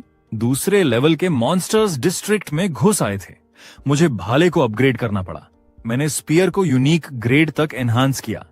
अब उसमें 20% क्रिटिकल हिट चांस भी आ गया था। पूरी तरह रेडी होकर मैं बैटलफील्ड की ओर निकला। थोड़ी देर में लिसा ने टारगेट देखा। सामने रब्बल के बीच सैकड़ों मीटर लंबा जायंट चीटा खड़ा था। उसने फाइटर जेट को एक ही पंजे से गिरा दिया। टैंक्स और रॉकेट्स का भी उस पर कोई असर नहीं था। अगले ही पल चीटा ने सोल्जर्स पर जंप किया। मुझे लगा था सब ऑलरेडी दूसरी दुनिया भेज दिए गए होंगे, लेकिन कुछ मिलिट्री और फर्स्ट क्लास प्रोफेशनल्स अभी भी धरती पर लड़ रहे थे। मैंने सोचा, अगर देश और धरती ही खत्म हो जाए तो दूसरी दुनिया में सरवाइव करने का क्या फायदा। मैं खुद को हीरो नहीं मानता, लेकिन अगर मैं लोगों को बचा सकता हूं तो आखिरी पल तक लड़ूंगा। ये सोचकर मैं मॉन्स्टर की तरफ दौड़ा। इसकी पावर पिछले बेयर से कई गुना ज्यादा थी। टैंक्स ने फायर किया, लेकिन उसे बस हल्का दर्द हुआ। गुस्से में मॉन्स्टर ने टैंक उठा लिया और निगलने वाला था। तभी मैं उस पर जंप कर गया। मेरी इनविजिबिलिटी के कारण उसने मुझे नोटिस नहीं किया। मेरा स्पीयर जोर से उसके शरीर में घुसा और क्रिटिकल हिट ट्रिगर हुआ। मुझे लड़ता देख सोल्जर्स का खोया डेयरिंग वापस आ गया। मॉन्स्टर वीक होकर टैंक गिरा देता है, लेकिन फिर मुझे पकड़ने दौड़ा। मैंने तेजी से बचते हुए उसकी चोट का फायदा उठाया। सोल्जर्स ने गोलीबारी शुरू कर दी और मैं उस टैंक की तरफ भागा जिसमें 2 सोल्जर फंसे थे। उन्हें निकालकर मैंने हवा में जंप किया और जमीन पर उतरा। सोल्जर्स ने सांस लेते हुए थैंक यू कहा और बोले कि वो मेरे फैंस बन गए हैं। मॉन्स्टर रिकवर होकर अब मुझे देख रहा था। उसने मुझे अपना पहला टारगेट बनाया। लिसा ने कहा, उसने तुम्हारी एनर्जी लॉक कर दी है, अब इनविजिबिलिटी स्किल काम नहीं करेगी। मैंने कहा, फिक्र मत करो, मैं डायरेक्ट फाइट के लिए रेडी हूं। तभी आसमान से बिजली गिरी और मॉन्स्टर के सिर पर लगी। आ गई एम्प्रेस, वो भी असली रूप में। लेकिन मॉन्स्टर ने अब मुझे टारगेट बनाया। मैं पीछे कूदा, लेकिन उसने मुझे पकड़कर अपने सिर से जोरदार टक्कर मारी। असल में ये मेरा ट्रैप था। आर्मर की हिडन थॉर्न स्किल ने मॉन्स्टर को फिर से बहुत ज्यादा डैमेज दिया। वो पागलों की तरह भागा और बिल्डिंग से टकरा गया। मैंने जंप लगाकर स्पीयर से एक और क्रिटिकल हिट किया। मॉन्स्टर अब कमजोर पड़ चुका था। एम्प्रेस समझ गई कि लेवल डिफरेंस बहुत ज्यादा है। उसके अटैक से मॉन्स्टर नहीं मरेगा। उसने कहा, मैं तुम्हें बफ दे सकती हूं, लेकिन इससे मेरी सारी डिवाइन पावर खत्म हो जाएगी। मैंने कहा, ट्राई करो। एम्प्रेस ने बिना देर किए पावर रिलीज की। सिस्टम ने बताया, स्पिरिट थंडर रिसीव्ड। अब मेरी स्पीड, अटैक, क्रिटिकल चांस सब बढ़ गए थे। अटैक्स में थंडर डैमेज भी जुड़ गया। मैंने सारे थॉर्न्स तोड़े और मॉन्स्टर के शरीर में जोरदार स्पीयर स्ट्राइक किया। थंडर डैमेज भी ट्रिगर हो गया और आखिरकार मॉन्स्टर मेरे हाथों मारा गया। मुझे इतना एक्सपीरियंस पॉइंट मिला कि मैं सीधा लेवल 28 तक पहुंच गया। लड़ाई खत्म होते ही मैं जमीन पर गिर गया। लिसा ने मेरी तारीफ की, जबकि एम्प्रेस अभी भी चेक कर रही थी कि चीता वाकई मरा है या नहीं। मुझे ये जानकर थोड़ा अजीब लगा कि उसे कोई एक्सपीरियंस पॉइंट नहीं मिला। तब उसने बताया कि क्योंकि हम पार्टी में नहीं थे इसलिए एक्सपी शेयर नहीं हुआ। ये सुनकर मैं हैरान रह गया। पहली बार मुझे इस सिस्टम का पता चला। नीचे मौजूद लोग चीता के मरने पर खुश थे, लेकिन अब बारी थी लूट डिस्ट्रीब्यूशन की। मरा हुआ चीता सिकुड़कर छोटा हो गया था। जैसे ही लोग लूट बांटने वाले थे, मैंने उन्हें रोक दिया। मैंने साफ कहा कि मेरा हिस्सा सबसे बड़ा होना चाहिए। मैंने एम्प्रेस से सजेशन मांगा। उसने कहा, मुझे 60%, उसे 20% और बाकी लोग बचा हुआ हिस्सा बांट लें। ये सुनकर मैं सैटिस्फाइड था और दूसरों ने भी अपोज नहीं किया। मैं सीधे चीता पर चढ़ा और उसके शरीर से लेवल 3 मैजिक स्टोन निकाला। मैंने एम्प्रेस से सजेशन ली और उसने कहा कि ये मुझे ही लेना चाहिए, लेकिन बाकी लोगों को यह मंजूर नहीं था। आखिर ये हाई लेवल स्टोन था। लिसा इस लो लेवल सोच को देखकर डिसअपॉइंटेड हुई। मुझे माँ की सिखाई बात याद आई, जब कंट्रोवर्सी हो तो मुट्ठी से अच्छा कम्युनिकेशन टूल और कुछ भी नहीं है। मैंने स्टोन वापस चीता के शरीर में घुसा दिया और कहा, तुम लोग आपस में बांट लो, लेकिन अगर मेरा हिस्सा जरा भी कम हुआ तो कोई भी यहाँ से जिंदा नहीं जाएगा। मेरे प्रेशर को देखकर सब होश में आ गए और मान गए कि स्टोन मुझे ही मिलेगा। मैंने फिर से मैजिक स्टोन निकाला। उसी वक्त एम्प्रेस ने कहा कि मैं उसका हिस्सा भी संभाल लूं और बदले में वो अपने शेयर का 40% मुझे देगी। उसे सिर्फ चीता की स्किन चाहिए थी, बाकी हड्डियों को भी उसने मुझे दे दिया। ये सुनकर मैंने उसे तुरंत हाँ बोल दिया। बाकी लोगों ने भी एम्प्रेस की तरह निगोशिएशन करने की कोशिश की, लेकिन इस बार मैंने स्ट्रिक्ट एटीट्यूड दिखाया। मैंने कहा कि अब मुझे 50% मटेरियल चाहिए। मजबूरी में उन्हें मानना पड़ा। सारे मटेरियल प्रोसेस करने के बाद मैं घर जाने लगा, लेकिन एम्प्रेस ने रोका। उसने कहा कि मेरी इनविजिबिलिटी बहुत स्ट्रांग है, वो भी मुश्किल से नोटिस कर पाई। असल में वो मेरे साथ पार्टी बनाना चाहती थी। मैंने सीधे मना कर दिया। उसने जबरदस्ती नहीं की, क्योंकि उसे धरती पर और लड़ाइयां लड़नी थीं। जाते जाते उसने मुझे अपना बिजनेस कार्ड दिया। उसका नाम था कंग मराई, लेकिन मेरा उससे कांटेक्ट करने का कोई इरादा नहीं था, इसलिए कार्ड जेब में रख लिया। इतना मटेरियल लेकर मैं और लिसा घर लौट आए और वर्कशॉप में काम जारी रखा। मैंने पहले कुछ डिस्ट्रक्शन ट्रैप्स बनाने का फैसला किया। लिसा अभी सोच रही थी कि धरती पर इतने स्ट्रॉन्ग मॉन्स्टर्स क्यों आ रहे हैं। हालांकि अभी हाल ही में कैटास्ट्रोफी हुआ था, लेकिन लेवल 3 के मॉन्स्टर्स पहले ही आ चुके थे। उसने कहा कि अभी धरती पर कोई भी सेकंड प्रोफेशन वाले प्रोफेशनल्स नहीं हैं। फिर भी मॉन्स्टर्स तीसरे लेवल तक डेवलप हो चुके हैं। इंसान डिवाइन पावर की मदद से दूसरी दुनिया में जाकर स्ट्रॉन्ग हो सकते थे, लेकिन मॉन्स्टर्स की ग्रोथ बहुत तेज थी। मैंने काल्मनेस के साथ कहा, फिलहाल कोई सॉल्यूशन नहीं है, तो जो कर सकते हैं वही करते हैं। हमारी बातों से पता चला कि सिर्फ हमारे देश में ही लेवल 3 मॉन्स्टर्स दिख रहे थे। मैंने अंदाजा लगाया कि ये डिस्ट्रक्शन ट्रैप्स की वजह से हो रहा है। मॉन्स्टर्स को इनसे खतरा महसूस हुआ और वो प्रेशर्ड होकर तेजी से डेवलप होने लगे। लिसा को पहले शक हुआ, लेकिन फिर मानना पड़ा कि ये हाइपोथेसिस सही हो सकता है। फिर भी अगर ट्रैप्स ना हो तो मॉन्स्टर्स इंसानों को मारकर और भी स्ट्रांग हो जाते। मतलब ट्रैप्स जरूरी थे, भले ही वो उनकी ग्रोथ को तेज कर रहे थे। मैंने ट्रैप्स बनाना जारी रखा। लिसा सोच रही थी कि क्या मुझे सच में सिर्फ ये चीजें बनाकर खुशी मिलती है। मैंने कहा कि मैं ये सिर्फ एक्सपीरियंस के लिए कर रहा हूँ। 1000 साल तक जिंदगी स्टेबल थी, ये न्यू थिंग्स एक्सपीरियंस करना ही मेरे लिए नया था। उसने कहा कि जब मैं और स्ट्रांग बनूंगा तो और भी अलग एक्सपीरियंसेस मेरा इंतजार कर रहे होंगे। यही मेरा भी मानना था कि खुद को लगातार स्ट्रांग बनाता रहूं। कुछ टाइम बाद रात हो गई और फेरीज वापस आई, जिन्होंने अपनी माना रिकवर कर ली थी। डिस्ट्रक्शन ट्रैप परफेक्ट करने के बाद वो अलग अलग देशों में डंजन सेट करने निकल गए। घर आकर मैं नहाया। आईने में देखकर लगा कि मेरा शरीर पहले से ज्यादा मस्कुलर हो गया है। मैंने लिसा से पूछा तो उसने कहा कि ये तो हर लेवल अप के साथ बढ़ता ही है। अब समझ आया कि चेहरा भी हैंडसम लगने लगा है। ये सुनकर मैं खुश होकर मसल्स दिखाने लगा। लिसा ने मुझे चिप्स फेंककर टीवी से हटने को कहा। अगले दिन सुबह उठते ही सिस्टम ने नई स्किल दी, रेस्ट। पहले तो मैं इसे हल्के में ले रहा था, लेकिन लिसा बोली कि ये एसएस लेवल डिफिकल्टी वाली स्किल है जिसे उसने भी मास्टर नहीं किया। असल में मैं हर रात बेटर स्लीप टेक्निक्स ट्राई करता था, इसी वजह से ये स्किल मुझे मिल गई। रेस्ट अभी सिर्फ स्लीप रिकवरी बढ़ाता था, लेकिन डेवलप होने के बाद बहुत पावरफुल होगा। लिसा ने बताया कि स्किल्स भी डेवलप हो सकती हैं, जैसे प्रोफेशंस। मेरी स्पीयर स्किल और बैटल स्किल भी अपग्रेड हो सकती थी, लेकिन कंडीशन बहुत हार्ड थी। मुझे लेवल 4 के मैजिक स्टोन चाहिए था, यानी अभी शॉर्ट टर्म में अपग्रेड पॉसिबल नहीं था। लिसा को लगता था कि मेरी लेवलिंग स्लो है, क्योंकि मेरा यूनिक प्रोफेशन ज्यादा एक्सपी कंज्यूम करता है। अभी मैं सबसे स्ट्रांग था क्योंकि 1000 साल की मार्शल आर्ट्स प्रैक्टिस थी, लेकिन बाकी लोग भी धीरे धीरे डिवाइन पावर सीखकर मुझे कैच कर लेंगे। अगर मैंने डिवाइन पावर मास्टर कर ली तो मैं ऐसा मॉन्स्टर बन सकता था जो गॉड को भी चैलेंज करे। 2 दिन बाद माँ मुझे दूसरी दुनिया से ब्रेकफास्ट देने आई और जल्दी लौट गई।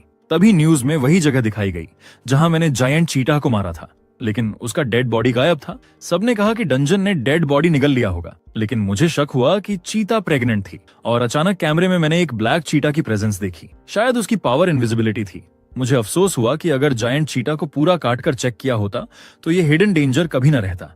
इस छिपे हुए खतरे की जड़ उन लोगों में थी जिन्होंने मटेरियल्स के लिए झगड़ा किया और बॉडी को टाइम पर नहीं काटा। लिसा की बातें मेरी जिम्मेदारी को कम नहीं कर सकती थी। मैं अभी भी काफी केयरलेस था। मेरी निराशा देख के लिसा को अचानक लगा कि वो मुझे पूरी तरह से अभी तक समझ ही नहीं पाई है। मुझे आखिर समझ आया कि जब चीता क्लियरली एक होपलेस सिचुएशन में था तो उसका स्ट्रगल अपग्रेड के लिए नहीं, बल्कि अपने पेट में छुपे बच्चे को हाइड करने के लिए था। मैंने पहले बॉडी को पूरा नहीं काटा था, लास्ट का आधा सीन पर मौजूद लोगों के लिए छोड़ दिया था। अब पीछे सोचूं तो चीता का बच्चा डेफिनेटली अपनी इनविजिबिलिटी स्किल का यूज करके अंदर ही छुप गया होगा, और जब मैं चला गया तो लोग लूट के बंटवारे के लिए झगड़ पड़े।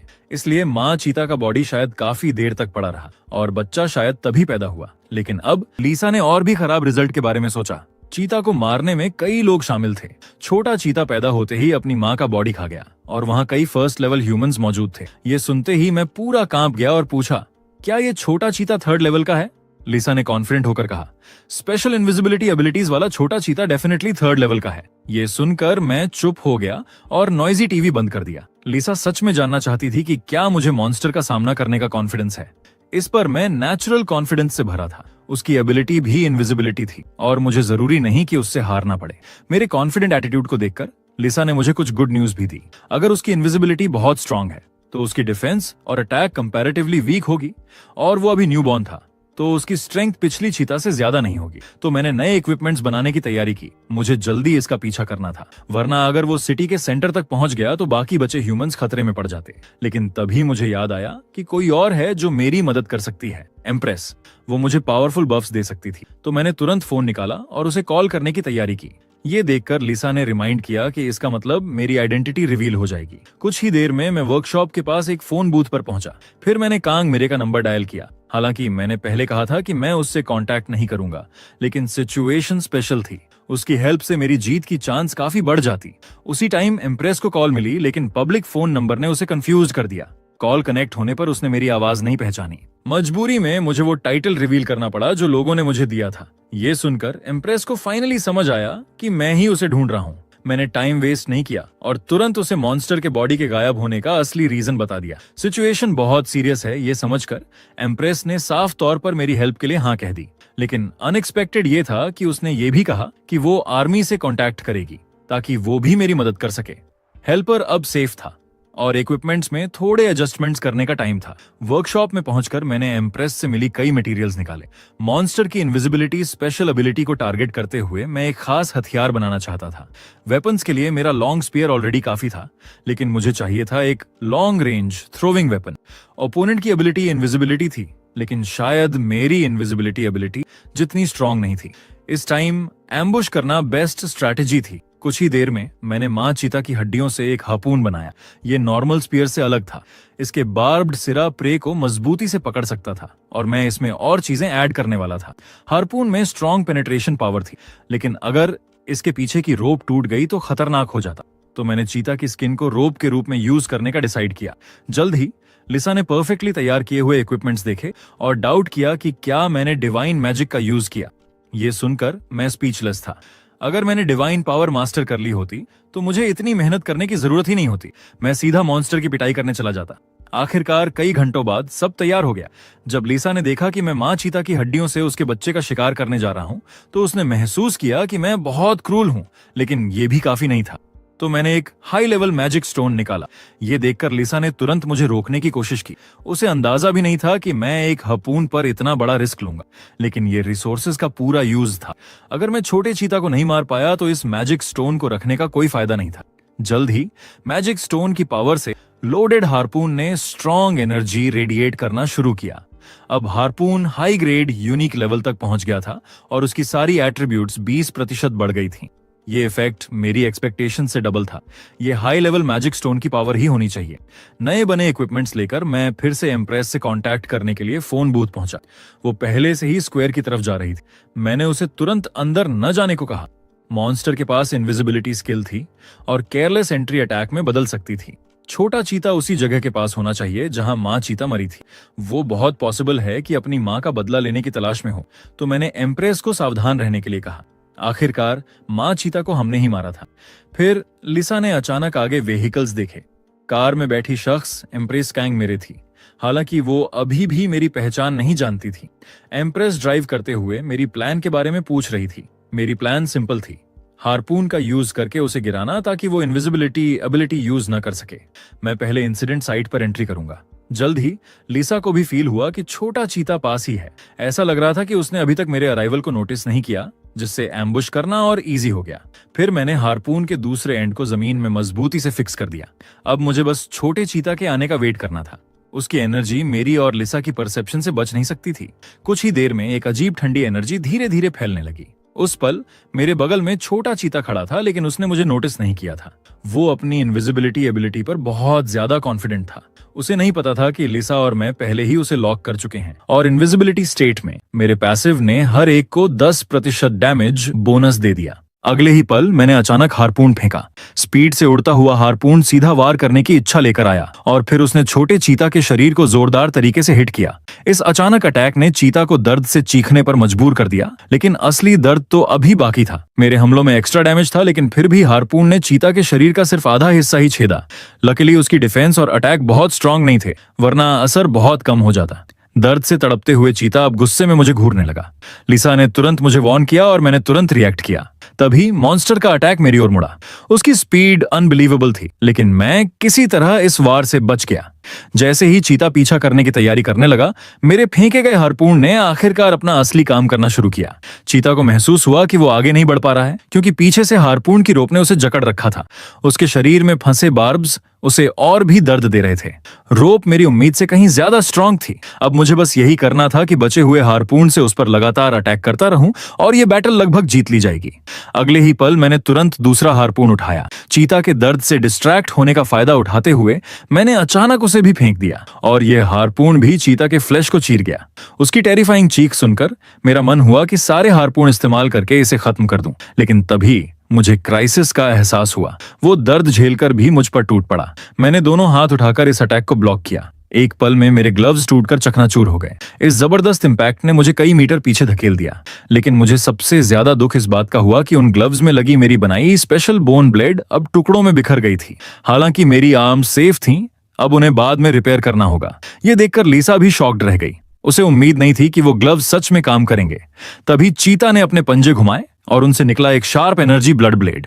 मैं तुरंत जंप करके उस अटैक से दूर हो गया, लेकिन ब्लड ब्लेड की डिस्ट्रक्टिव पावर देखकर मैं और लिसा दोनों दंग रह गए। होश में आते ही लिसा बोली कि यही उसकी एबिलिटी है। उसका यह अटैक मुझे भी सरप्राइज कर गया। मुझे उम्मीद ही नहीं थी कि इसके पास लॉन्ग रेंज कैपेबिलिटी होगी, लेकिन यही तो लेवल 3 वाले मॉन्स्टर की स्ट्रेंथ होती है। अब चीता की मूवमेंट में थोड़ी स्लोनेस साफ दिखाई दे रही थी। लगातार वायलेंट एक्शन से उसके घावों से ब्लीडिंग हो रही थी। जितना वो स्ट्रगल करता उतनी ही उसकी चोटें और बढ़ रही थीं। लग रहा था कि छोटा चीता अब हालात समझ चुका था। अगले ही पल उसने अपने मुंह से हारपून की रोप काट डाली।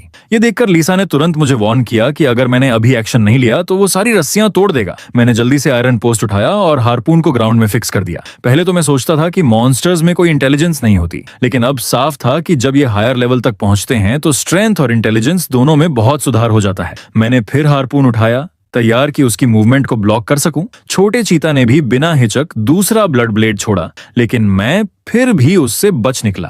फिर मैंने पूरी फोर्स से हारपून फेंका। इस बार मेरा टारगेट था उसका पंजा। उसके शरीर में पहले से ही 3 हारपून धंसे हुए थे और अब पंजे में फंसा हारपून उसे अटैक करने से रोक रहा था। चीता पागलों की तरह चीख उठा। लिसा ने मेरे थ्रोइंग स्किल की प्रेज की। उसकी यह रेयर प्रशंसा सुनकर मैं खुश हो गया, लेकिन अभी भी लापरवाह नहीं हो सकता था। छोटे चीता को इतनी आसानी से मारना पॉसिबल नहीं था। तभी पीछे से लाउड नॉइज आई। वो थी एम्प्रेस कांगमिरे। वह अब अपने सोल्जर्स के साथ पहुंच चुकी थी। सामने जूझते मॉन्स्टर को देखकर उसने तुरंत अटैक शुरू किया। उसकी हथेलियों में इलेक्ट्रिक एनर्जी चमकने लगी। उसने पूरी स्ट्रेंथ से अपनी पावर रिलीज की।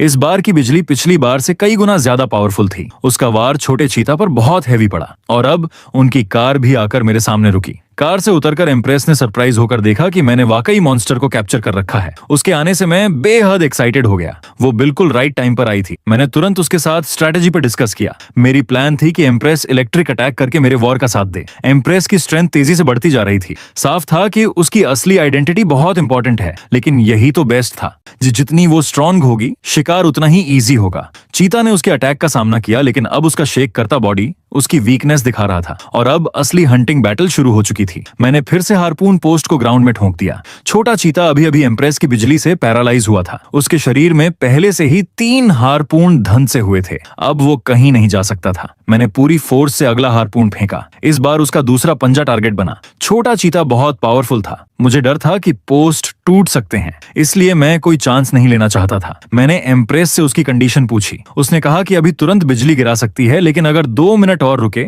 तो उसका अटैक और भी स्ट्रांग होगा। मैंने उससे कहा कि 2 मिनट में वार करे, तब तक मैं इस मॉन्स्टर को उलझाए रखूंगा। चीता लगातार अटैक झेलकर भी खड़ा रहने की कोशिश कर रहा था। लिसा और मैं समझ गए थे कि उसकी स्टेमिना अभी पूरी तरह खत्म नहीं हुई है। मैंने फिर हारपून उठाया और अगले ही पल अटैक किया। चीता दर्द से ग्रोंड करने लगा, लेकिन पंजों में दर्द होने के बावजूद उसने फिर कई ब्लड ब्लेड छोड़े। मुझे लगा उसका टारगेट मैं हूँ, लेकिन उन अटैक्स ने आसपास की बिल्डिंग्स और ग्राउंड को हिट किया। जैसे ही मैं सोच रहा था कि वो ऐसा क्यों कर रहा है, तभी ग्राउंड स्ट्रांगली शेक करने लगी। ये उसकी दूसरी एबिलिटी थी, मिनरलाइजेशन। ये देखकर एम्प्रेस ने उसकी पावर रोकने की तैयारी की, लेकिन छोटे चीता ने तुरंत इलेक्ट्रिक फोर्स को भांप लिया और कार पर पागलों की तरह टूट पड़ा। उसके अटैक इतने वायलेंट थे कि एम्प्रेस ब्लॉक हो गई और वो चीता को टारगेट नहीं बना सकी। फिर चीता और भी क्रूर हो गया। उसने जबरदस्ती अपना पैर हारपून से खींच लिया, चाहे उसका शरीर फट क्यों न जाए। उसकी इस रूथलेसनेस ने मुझे हिला दिया, लेकिन मेरी किल करने की चाह और भी स्ट्रांग हो गई। अब उसका पैर फ्री हो चुका था, लेकिन मुझे एम्प्रेस की बिजली से उसके पैरालाइज होने का इंतजार करना था। मैं तुरंत एम्प्रेस की कार की रूह पर कूद गया और पूछा कि क्या उसके पास कोई और हथियार है। तभी पास खड़े सोल्जर ने गन निकालकर पूछा, क्या ये काम करेगी? ये देखकर मैं और एम्प्रेस दोनों साइलेंट हो गए, लेकिन इस टाइम गन बेस्ट ऑप्शन था। मैंने एम्प्रेस से गन मांगी। गन लेकर मैं स्पीड से चीता की ओर भागा। छोटे चीता की सर्वाइवल इंस्टिंक्ट बेहद स्ट्रांग थी। उसका पागलपन बता रहा था कि क्लोज कॉम्बैट बहुत रिस्की है। हार्पून को पकड़ने वाले पोस्ट भी अब ज्यादा देर तक नहीं टिकेंगे क्योंकि उसके मिनरलाइजेशन स्किल ने मिट्टी को ढीला कर दिया था। यही सोचते हुए चीता पहले ही एक पोस्ट से फ्री हो चुका था। रोप अभी भी स्ट्रांग थी लेकिन बिना हार्पून के टूट नहीं सकती थी। पास खड़ी एम्प्रेस बेचैन नजर आ रही थी लेकिन उसके पावरफुल इलेक्ट्रिक अटैक में अभी भी 1 मिनट बाकी था। छोटा चीता तेजी से पागल होता जा रहा था और लगातार अपने मिनरलाइजेशन स्किल को एक्टिवेट कर रहा था। मुझे डर था कि ये पूरी तरह से फ्री हो जाएगा, इसलिए मैंने तुरंत हाथ में गन उठा ली। फिर मैंने उस पर एम किया और बुलेट्स की बारिश कर दी। अनएक्सपेक्टेडली मेरी छोड़ी हुई बुलेट्स ने सच में चीता की आईज को इंजर कर दिया। ये मेरे शूटिंग स्किल के मैक्स लेवल पर पहुंचने की वजह से था। कार में एम्प्रेस भी शॉक्ड रह गई। उसे यहाँ तक डाउट हुआ कि मेरी गन एनहांस्ड है क्योंकि लेवल 3 मॉन्स्टर्स नॉर्मली किसी भी कंडीशन में गन से हंट नहीं होते। वन पॉसिबिलिटी ये थी कि मेरी टेक्निक ने फायर आर्म को उसकी लिमिट से आगे पुश कर दिया था, लेकिन जल्द ही मेरी फायर पावर छोटे चीते को दबा नहीं पाई और मैंने एम्प्रेस को अर्जेंटली बुलाया। उसने तुरंत जवाब दिया, बस 7 सेकंड और मैं पावरफुल लाइटनिंग अटैक लॉन्च कर सकती हूँ। उसी पल छोटा चीता सभी हार्पून से सक्सेसफुली फ्री हो गया, लेकिन मैंने तुरंत गन फेंक दी। फिर एक हार्पून उठाया और चीता पर जोरदार स्ट्राइक मारा। शार्प पेन ने इसे रिस्पॉन्स देने में हेल्पलेस बना दिया और एम्प्रेस का अटैक फाइनली फुल चार्ज हो गया। अगले ही पल बिजली उसकी फिंगर से फट पड़ी और फिर टेरिफाइंग लाइटनिंग चीता के सर पर गिर गई।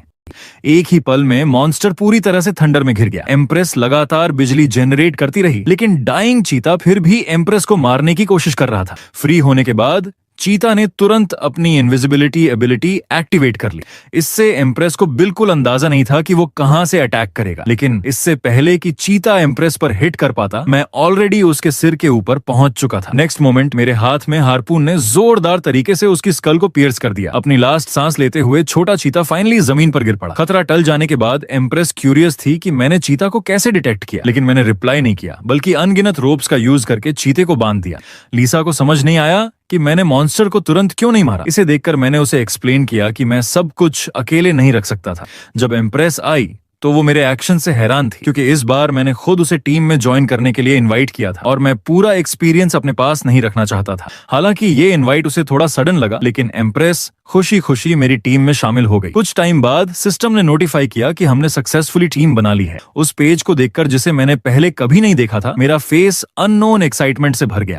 एम्प्रेस मुझे इतना खुश देखकर कंफ्यूज थी, लेकिन जब उसने पूछा कि क्या ये मेरी फर्स्ट टाइम टीम बनाना था तो मैं तुरंत काल्म हो गया और एक्सक्यूजेस देने लगा। अब बारी थी इस लेवल 3 मॉन्स्टर को बुचर करने की। डाइंग चीता को देखते हुए मैंने उसे फाइनल गुड बाय दिया, फिर सीधे उसे किल कर दिया। चीता को किल करने से मिला एक्सपीरियंस मुझे सीधा लेवल 36 तक ले गया। सभी एट्रीब्यूट्स 10 पॉइंट्स बढ़ गए। पास में लीसा मुझे इतने लेवल्स अप होते देखकर संतुष्ट लगी, लेकिन लेवल अप करने के बाद मुझे चक्कर आने लगे। ये एक बार में बहुत ज्यादा एक्सपीरियंस गेन करने के कारण था। पास में एम्प्रेस को भी नौजिया फील हुआ। लीसा ने बताया कि लेवल 3 मॉन्स्टर्स को किल करने से लेवल 2 के मुकाबले कहीं ज्यादा एक्सपीरियंस पॉइंट मिलता है। कंटिन्यूअस लेवलिंग की वजह से साइड इफेक्ट्स ने हमें बहुत अनकंफर्टेबल कर दिया, लेकिन कुछ समय बाद हम ठीक हो जाएंगे। थोड़ी देर बाद एम्प्रेस और मैं फाइनली नॉर्मल हो गए। अब लूट डिस्ट्रीब्यूट करने का टाइम आ गया था। मैं ओरिजिनली इंटैक्ट चीते की स्किन का यूज आर्मर को रीमेक करने के लिए करना चाहता था, लेकिन स्किन अब परफेक्ट इक्विपमेंट नहीं बना सकती थी। हालांकि स्किन लूज होना सैड था, लेकिन अगर मुझे एक मैजिक स्टोन मिल जाए तो वो काफी बड़ा कॉम्पेंसेशन होता। मॉन्स्टर्स की 100% मैजिक स्टोन ड्रॉप रेट नहीं होती और लेवल जितना हाई होता है, स्टोन कंडेंस होने की प्रायिकता उतनी ही कम होती है। चीते की स्किन काटने के बाद मैं अंदर पहुंचा और सर्च करने लगा। कुछ टाइम बाद मुझे कुछ फील हुआ और मैंने उसे बाहर निकाला। मेरे हाथ में जो ग्लो कर रहा था वो एक लेवल 3 मैजिक स्टोन था। इसका मतलब था कि मैं स्किल एवोल्यूशन से सिर्फ 2 कंडीशंस दूर था। लेकिन अब जबकि मैं एम्प्रेस के साथ टीम में था तो मैजिक स्टोन उसका भी हिस्सा होना चाहिए था। ये देखकर एम्प्रेस ने कहा कि उसका कंट्रीब्यूशन इतना बड़ा नहीं था, लेकिन मैंने कहा तुम्हारे बिना मैं किल अचीव नहीं कर सकता था। मेरी बात सुनकर एम्प्रेस बहुत खुश लगी। उसे उम्मीद नहीं थी कि लूट में उसे मेरी रिकॉग्निशन मिलेगी। उसने भी कंट्रीब्यूशन के हिसाब से डिस्ट्रीब्यूशन किया। उसने देखा कि मुझे सच में मैजिक स्टोन की जरूरत है। फिर उसने खुद कहा कि स्टोन को शेयर करने की जरूरत नहीं, बस मैं मॉन्स्टर के बुचर्ड रिमेन्स का हाफ हिस्सा उसे दे दूं। मेरे सरप्राइज फेस को देखकर एम्प्रेस ने एक प्रॉपर एक्सप्लेनेशन दिया। उसने कहा आज की दुनिया में बुचर और ब्लैकस्मिथ स्किल्स वाले लोग सबसे पॉपुलर हैं।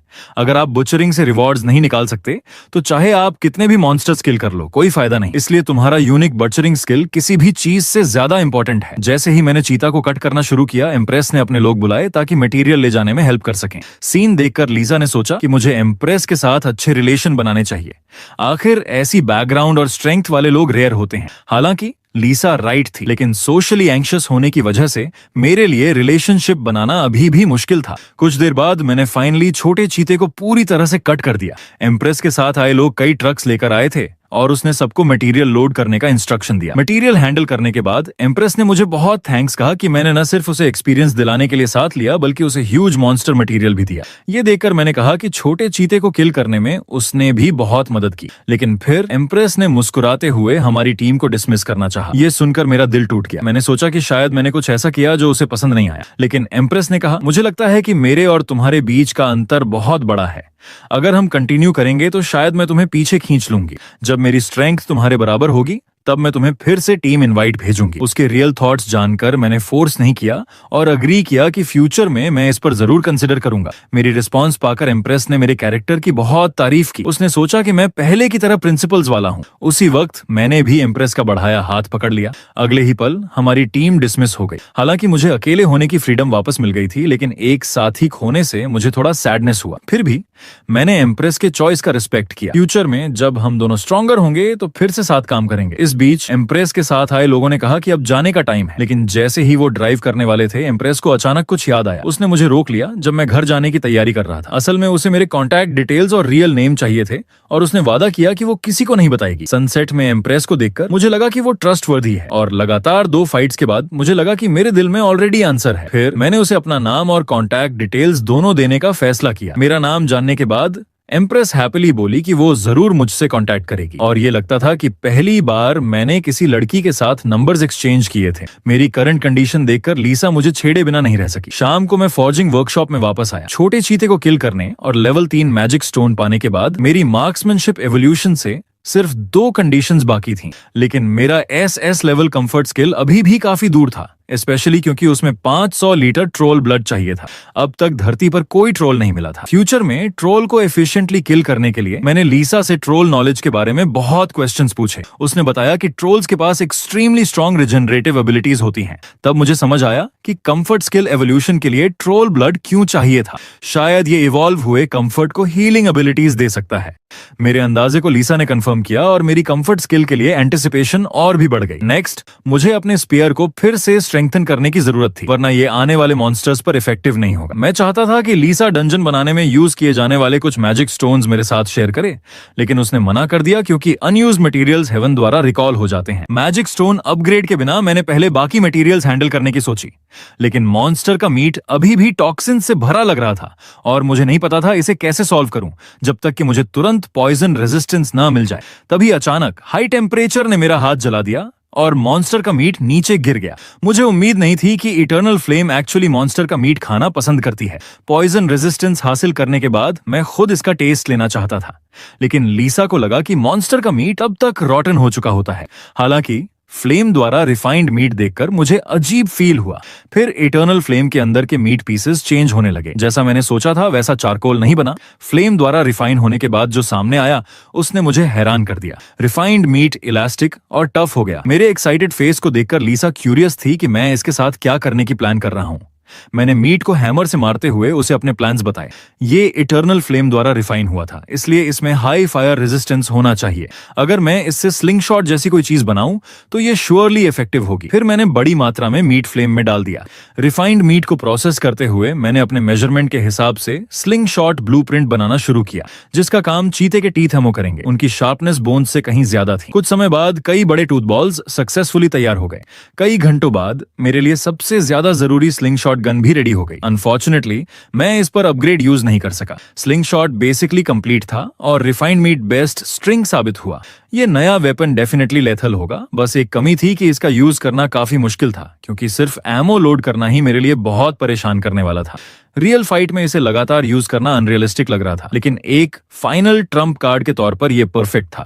लकीली डिवाइन आर्ट्स के बाद स्लिंग शॉट को 20% लोडिंग स्पीड बूस्ट मिला। ये मेरे लिए अनएक्सपेक्टेड हैप्पीनेस थी, लेकिन लीसा को अभी भी लगा कि स्लिंग शॉट में बहुत फ्लॉज हैं, क्योंकि इसकी लेंथ प्लस टीथ लगभग 3 मीटर थी। हालांकि ये वेपन बेसिकली बड़े मॉन्स्टर्स से निपटने के लिए था। मैंने छोटे मॉन्स्टर्स के लिए वेपन्स बनाने के लिए चीते की बोन्स यूज करने की सोची। पूरा दिन नए वेपन्स बनाने के बाद अगली सुबह भी मैंने रेस्ट नहीं किया, बल्कि की डंजन बनाना कंटिन्यू किया। फेरीज भी अभी अभी अपनी मैजिक पावर रिकवर कर चुकी थी, तो वो सब मेरे डंजन बनाने को देखने आ गई। अब लीसा के पास मेरे बनाए हुए 17 डंजन्स थे। मेरे ट्रैप्स का इफेक्ट देखकर उसने बताया कि मुझे सिर्फ 8 और बनाने की जरूरत है, क्योंकि फेरी रिकॉर्ड से पता चला कि चाहे ड्यूनन्स कितने भी अच्छे क्यों ना हो, उनकी लिमिट होती है। अगर सारे मॉन्स्टर्स ड्यूनन्स में अट्रैक्ट हो गए तो एक्स्ट्रा ट्रैप्स डिवाइन पावर से क्लैश करेंगे, जिससे धरती पर अनप्रेसिडेंटेड पावरफुल मॉन्स्टर्स अपीयर होंगे। फिर वो डंजन्स के जरिए और स्ट्रॉन्गर बनेंगे। मैं पूरी तरह से शॉक्ड रह गया। अगर फेरी लेवल या उससे ऊपर के मॉन्स्टर्स अपीयर हुए तो शायद धरती का एग्जिस्टेंस ही खत्म हो जाए। यही रीजन था कि लीसा ने कहा कि मुझे सिर्फ 8 और डंजन्स बनाने की जरूरत है। लेकिन पास के मेल फेरी हिल थोड़े इम्पेशेंट लग रहे थे, क्योंकि धरती पर बहुत अनएक्सपेक्टेड ट्रबल्स आ रही थीं, और उनकी नजर में इन सारी परेशानियों में सबसे ज्यादा ट्रबल मेकर मैं ही था। एंजल हिल चाहता था कि लीसा फ्यूचर में मुझे डिसिप्लिन करे, लेकिन लीसा ने उसका विरोध किया, क्योंकि उसे गॉड ने मेरी मदद करने के लिए भेजा था, डिसिप्लिन करने के लिए नहीं। और उसके पास ये डिसाइड करने का और भी कम हक था कि मैं क्या करूं। ये सुनकर हिल खुद को रोक नहीं पाया और लीसा का मजाक उड़ाने लगा, ये सोचकर कि वो बहुत जिद्दी है। जैसे ही उसने ये बोला, डिवाइन पावर धीरे धीरे लीसा के हाथों में इकट्ठा होने लगी। अगले ही पल डिवाइन पावर की एक लाइट सोर्ड उसके हाथ में अपीयर हुई। लीसा ने अचानक अपनी तलवार हिल की तरफ मोड़ दी। क्लियरली उसे किसी का इंटरफेरेंस बिल्कुल पसंद नहीं था। ये देखकर हिल को लगा कि लीसा और भी अनरीजनेबल हो रही है। बाकी 2 फेरीज ने भी लीसा का सपोर्ट कर दिया। उनका कहना था कि हिल को लीसा के मिशन में दखल देने का कोई हक नहीं है, इसके बजाय उसे अपनी रिस्पॉन्सिबिलिटीज पर ध्यान देना चाहिए। फिर भी साथी फेरीज होने के नाते उन्होंने लीसा को थोड़ा शांत करने की कोशिश की। सच कहें तो फेरीज हमेशा अपने आप को हाई बीइंग्स मानती थीं, लेकिन जब लड़ाई झगड़े की बारी आती थी तो वो भी आम लोगों जैसी ही लगती थीं। लीसा को ऐसे गुस्से में देखकर मुझे लगा कि शायद हम दोनों के बीच इतना बड़ा फर्क नहीं है जितना मैंने सोचा था। खैर, मैटर सेटल होने के बाद वो सब फिर से ट्रैप्स लगाने निकल पड़ी। हमेशा की तरह लीसा मेरे सिर पर कंफर्टेबली बैठी रही।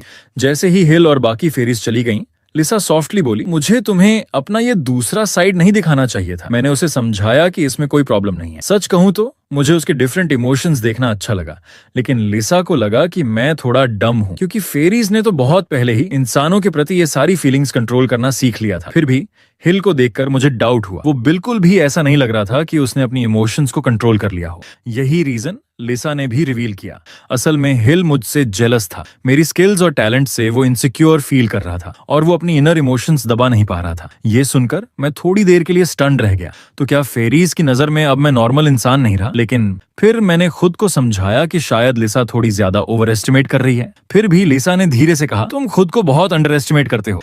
वर्कशॉप में वापस आकर लिसा मुझे इस ट्रैप बनाने वाले मिशन को पूरा करने के लिए रिवॉर्ड देने वाली थी। रिवॉर्ड का नाम सुनते ही मैंने तुरंत उसे कहा कि मुझे सिर्फ प्रैक्टिकल चीजें चाहिए। लिसा ने मेरी शक्ल देखकर नफरत भरी नजर से देखा, क्योंकि जो रिवॉर्ड वो देने वाली थी वो मुझे बहुत शॉक करने वाला था। पृथ्वी पर डिवाइन पावर के उतरने की वजह से कई नई मेटल वेन्स वाले डंजन्स प्रकट हुए थे और वो मुझे उन डंजन्स के लोकेशन देने वाली थी। पहले कभी न मिली धातुओं के बारे में सुनकर मेरी तुरंत इंटरेस्ट जाग गई। सच में ये बेस्ट रिवॉर्ड था। थोड़ी ही देर बाद हम वर्कशॉप के बाहर आए। पहले की भीड़ के मुकाबले अब यहाँ बहुत सुनसान था। उसी समय लिसा ने मुझसे पूछा कि क्या मुझे अर्थ की 1000 साल की स्टिलनेस याद आ रही है। हालांकि सड़कें पहले जैसी ही थीं, लेकिन सिचुएशन अब बहुत अलग थी, क्योंकि पृथ्वी पर अब सिर्फ मैं ही नहीं था, बल्कि इम्प्रेस जैसे कई इंसान थे जो फाइट कर रहे थे। अब मैं अकेला नहीं था। मेरे एक्साइटेड फेस को देखकर लिसा भी मेरे लिए खुश थी। कुछ देर बाद लिसा मुझे एक जंगल में ले आई। आगे जो अजीब रास्ता था वही डंजन था जिसका उसने जिक्र किया था। ये जगह एज कंट्री से ज्यादा दूर नहीं थी और मैं पैदल ही अपने डेस्टिनेशन तक पहुंच गया। लेकिन जैसे ही मैं डायरेक्ट अंदर जाने लगा,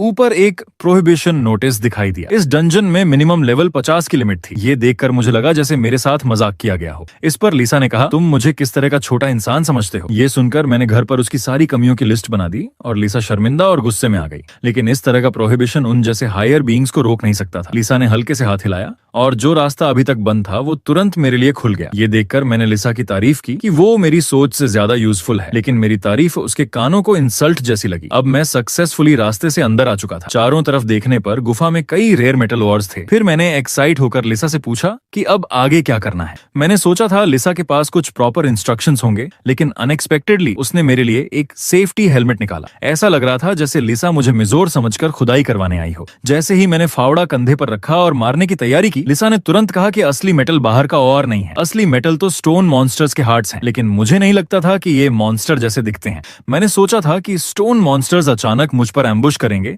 लेकिन लिसा ने कहा कि वो हिल भी नहीं सकते। ये सुनकर मुझे थोड़ी डिसअपॉइंटमेंट हुई, क्योंकि आने वाला टाइम बहुत बोरिंग होने वाला था। अच्छा हुआ कि फॉर्जिंग के टाइम पर मैंने नए टूल्स बनाए थे, जिनमें से एक था हैवी एक्स हैमर। इसे देखकर लिसा ने भी माना कि ये टूल और मॉन्स्टर्स से निपटने के लिए परफेक्ट है, लेकिन इस टूल में कई फ्लॉज थे। एक बार मुझे रेयर मेटल मिल गया तो शायद मैं इसे फेंक दूं। खुद को रेडी करने के बाद मैंने पूरी ताकत से एक्स हैमर घुमाया। अगले ही पल हार्ड मॉन्स्टर पत्थर के टुकड़ों में टूट गया। मुझे जिसकी उम्मीद नहीं थी वो ये था कि मुझे सिर्फ एक्सपीरियंस पॉइंट्स ही नहीं मिले, बल्कि मेरे क्रिटिकल स्ट्राइक स्किल का लेवल भी अप हो गया। सबसे शॉकिंग ये था कि मॉन्स्टर एक हिट भी नहीं झेल पाया। मॉन्स्टर के टूटने पर जो शाइनी मेटल ब्लॉक्स पीछे बचे वही उनके हार्ट्स थे, और यही इस जर्नी के जरूरी रेयर ऑर्स भी थे। नॉर्मली जब और मॉन्स्टर्स को खतरा महसूस होता है तो वो अपने मेटल हार्ट्स का यूज उस बॉडी पार्ट को स्ट्रॉन्ग करने में करते हैं जिस पर अटैक हो रहा हो। इसलिए दो लोगों का एक साथ ब्रेन लगाना सबसे इजी तरीका था। हालांकि क्योंकि ओपोनेंट सिर्फ सेकंड लेवल का मॉन्स्टर था, ये मेरे अटैक को बहुत मुश्किल से ही झेल पा रहा था। आगे के टाइम में मैंने लगातार मेटल हार्ट्स कलेक्ट करना शुरू कर दिया, और मिला एक्सपीरियंस मुझे लेवल 1 तक अपग्रेड कर गया। लेकिन पूरा दिन काम करने के बाद इस वक्त मैं बहुत बोर हो चुका था। इस डंजन में न कोई एडवेंचर था, न कोई रोमांच, कुछ भी नहीं। हम गुफा में और डीप गए, और जल्दी ही हमारा सामना तीसरे लेवल के एक ह्यूज मेटल मॉन्स्टर से हुआ।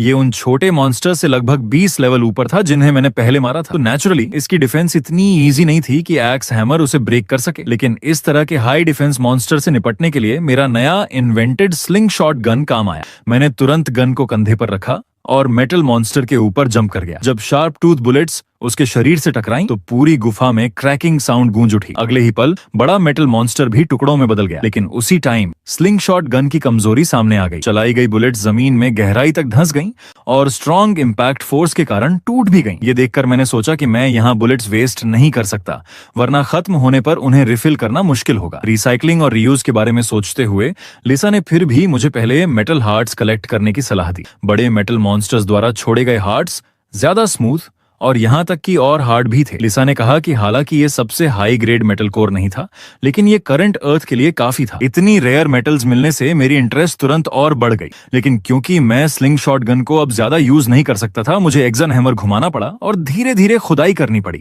एक हफ्ते बाद गुफा के मेटल मॉन्स्टर्स लगभग पूरी तरह मेरे द्वारा क्लियर कर दिए गए थे। लेकिन अनफॉर्चुनेटली मैं किसी भी हाई लेवल मेटल किंग से नहीं टकराया। सारे मेटल हार्ट्स कलेक्ट करने के बाद लिसा और मैं ड्यूनियन से बाहर आ गए।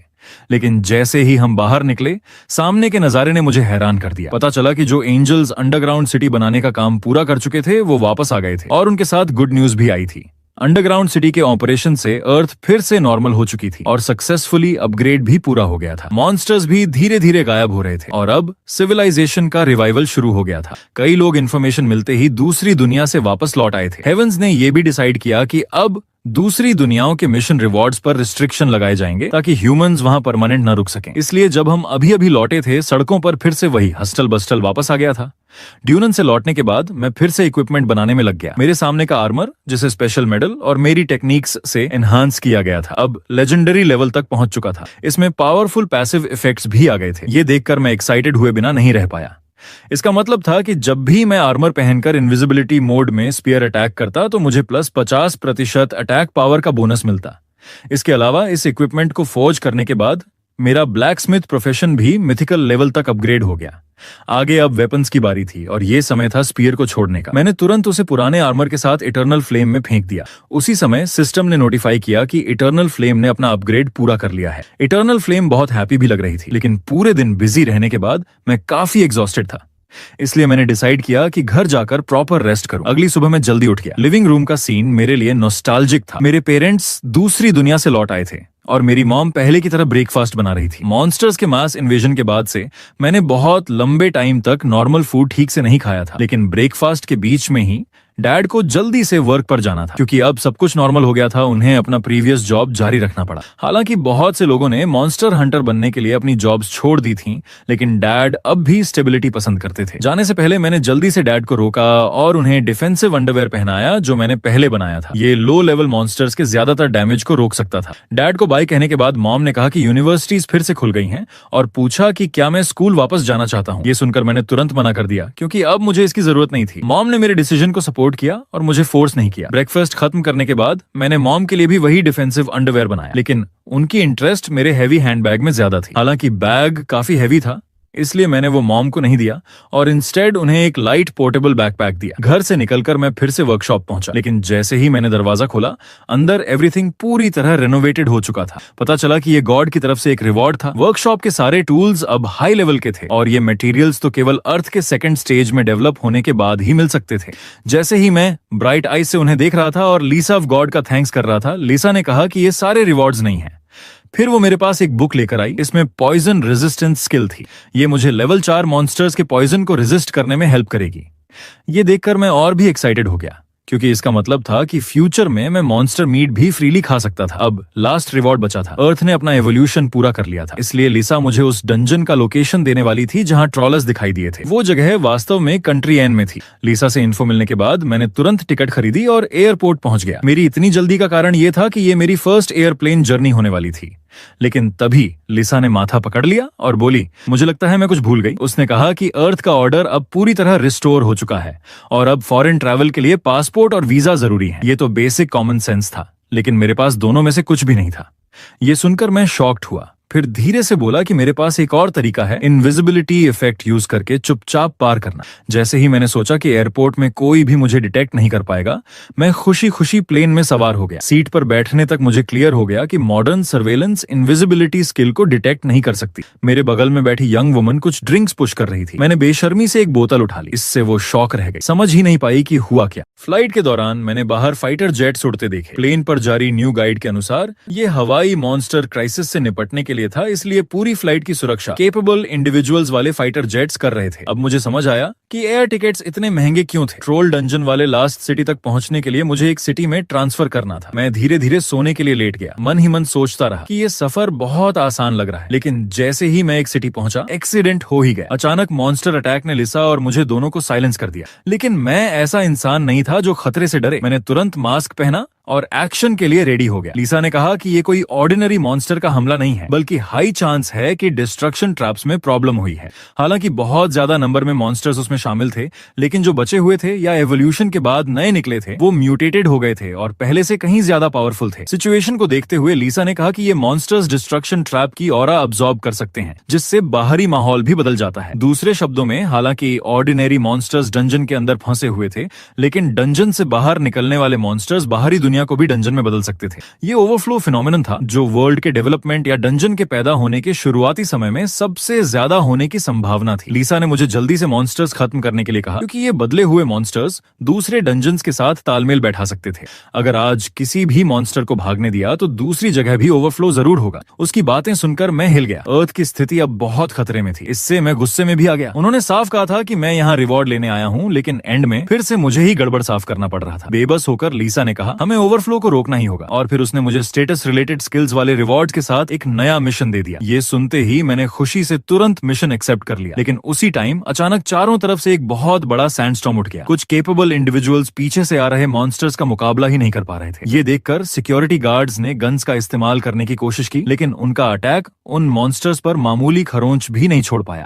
इन बदले हुए मॉन्स्टर्स को फ्लेम लिजर्ड्स कहा जाता था और शॉकिंगली वो सिंपल वर्ड्स भी बोल सकते थे। लिसा ने मुझे सावधान रहने के लिए कहा। ये सेकंड लेवल म्यूटेटेड मॉन्स्टर्स थे जिनके पास स्पेशल एबिलिटीज यूज करने की पावर थी। इस पर मैंने उसे अपना करंट आर्मर और स्पीयर दिखाया। अब ऐसे मॉन्स्टर्स मेरे अटैक को कैसे रोक सकते थे? पुराने स्पीयर को इटर्नल फ्लेम में टेम्पर करने के बाद और हाई ग्रेड मेटल हार्ट्स के साथ कंबाइन करके वो स्पीयर अब unique great death black spear बन चुका था। इसमें न सिर्फ 2400 अटैक पावर थी, बल्कि एक स्पेशल इफेक्ट भी था। क्रिटिकल हिट प्रोबेबिलिटी और डैमेज 30% तक बूस्ट हो चुका था। सिर्फ एक वार में ही मेरे सामने खड़ा लेवल 62 का फ्लेम लिजर्ड सीधा वहीं गिर पड़ा। डेथ ब्लैक स्पीयर का फील इतना परफेक्ट था कि मुझे ये वेपन और पसंद आने लगा। हालांकि लीसा ने चेक करने के बाद बताया कि इस लिजर्ड में कोई मैजिक स्टोन नहीं था और इसे बाद में बुचर किया जा सकता था। लेकिन अभी की इस फाइट की वजह से मैं भी सभी लोगों की नजर में आ चुका था। ठीक उसी टाइम एक और फ्लेम लिजर्ड पीछे से चुपचाप मेरे पास आ गया। उसके माउथ से निकली फ्लेम्स लगभग तुरंत मुंह तक पहुंच गई। मेरी स्पीड से इस तरह के मॉन्स्टर का मैच ही नहीं था, लेकिन क्योंकि लिजर्ड की अटैक रेंज बहुत चौड़ी थी, मुझे उसे पहले बाहर खींच कर ले जाना पड़ा। मैंने अचानक टर्न लिया और डिसाइड किया कि इस अटैक को मैं डायरेक्टली सामने से ही लूंगा। अगले ही पल एक बहुत बड़े फायरबॉल ने मुझे आउटर साइड की तरफ धकेल दिया। उस मैसिव एरिया डैमेज से चारों तरफ अनगिनत फ्लेम्स और घना धुआं फैल गया, लेकिन मेरी थिंकिंग सही थी। अपग्रेडेड आर्मर पर एक भी स्क्रैच नहीं आया, यहाँ तक कि डायरेक्ट हिट लेने के बाद भी।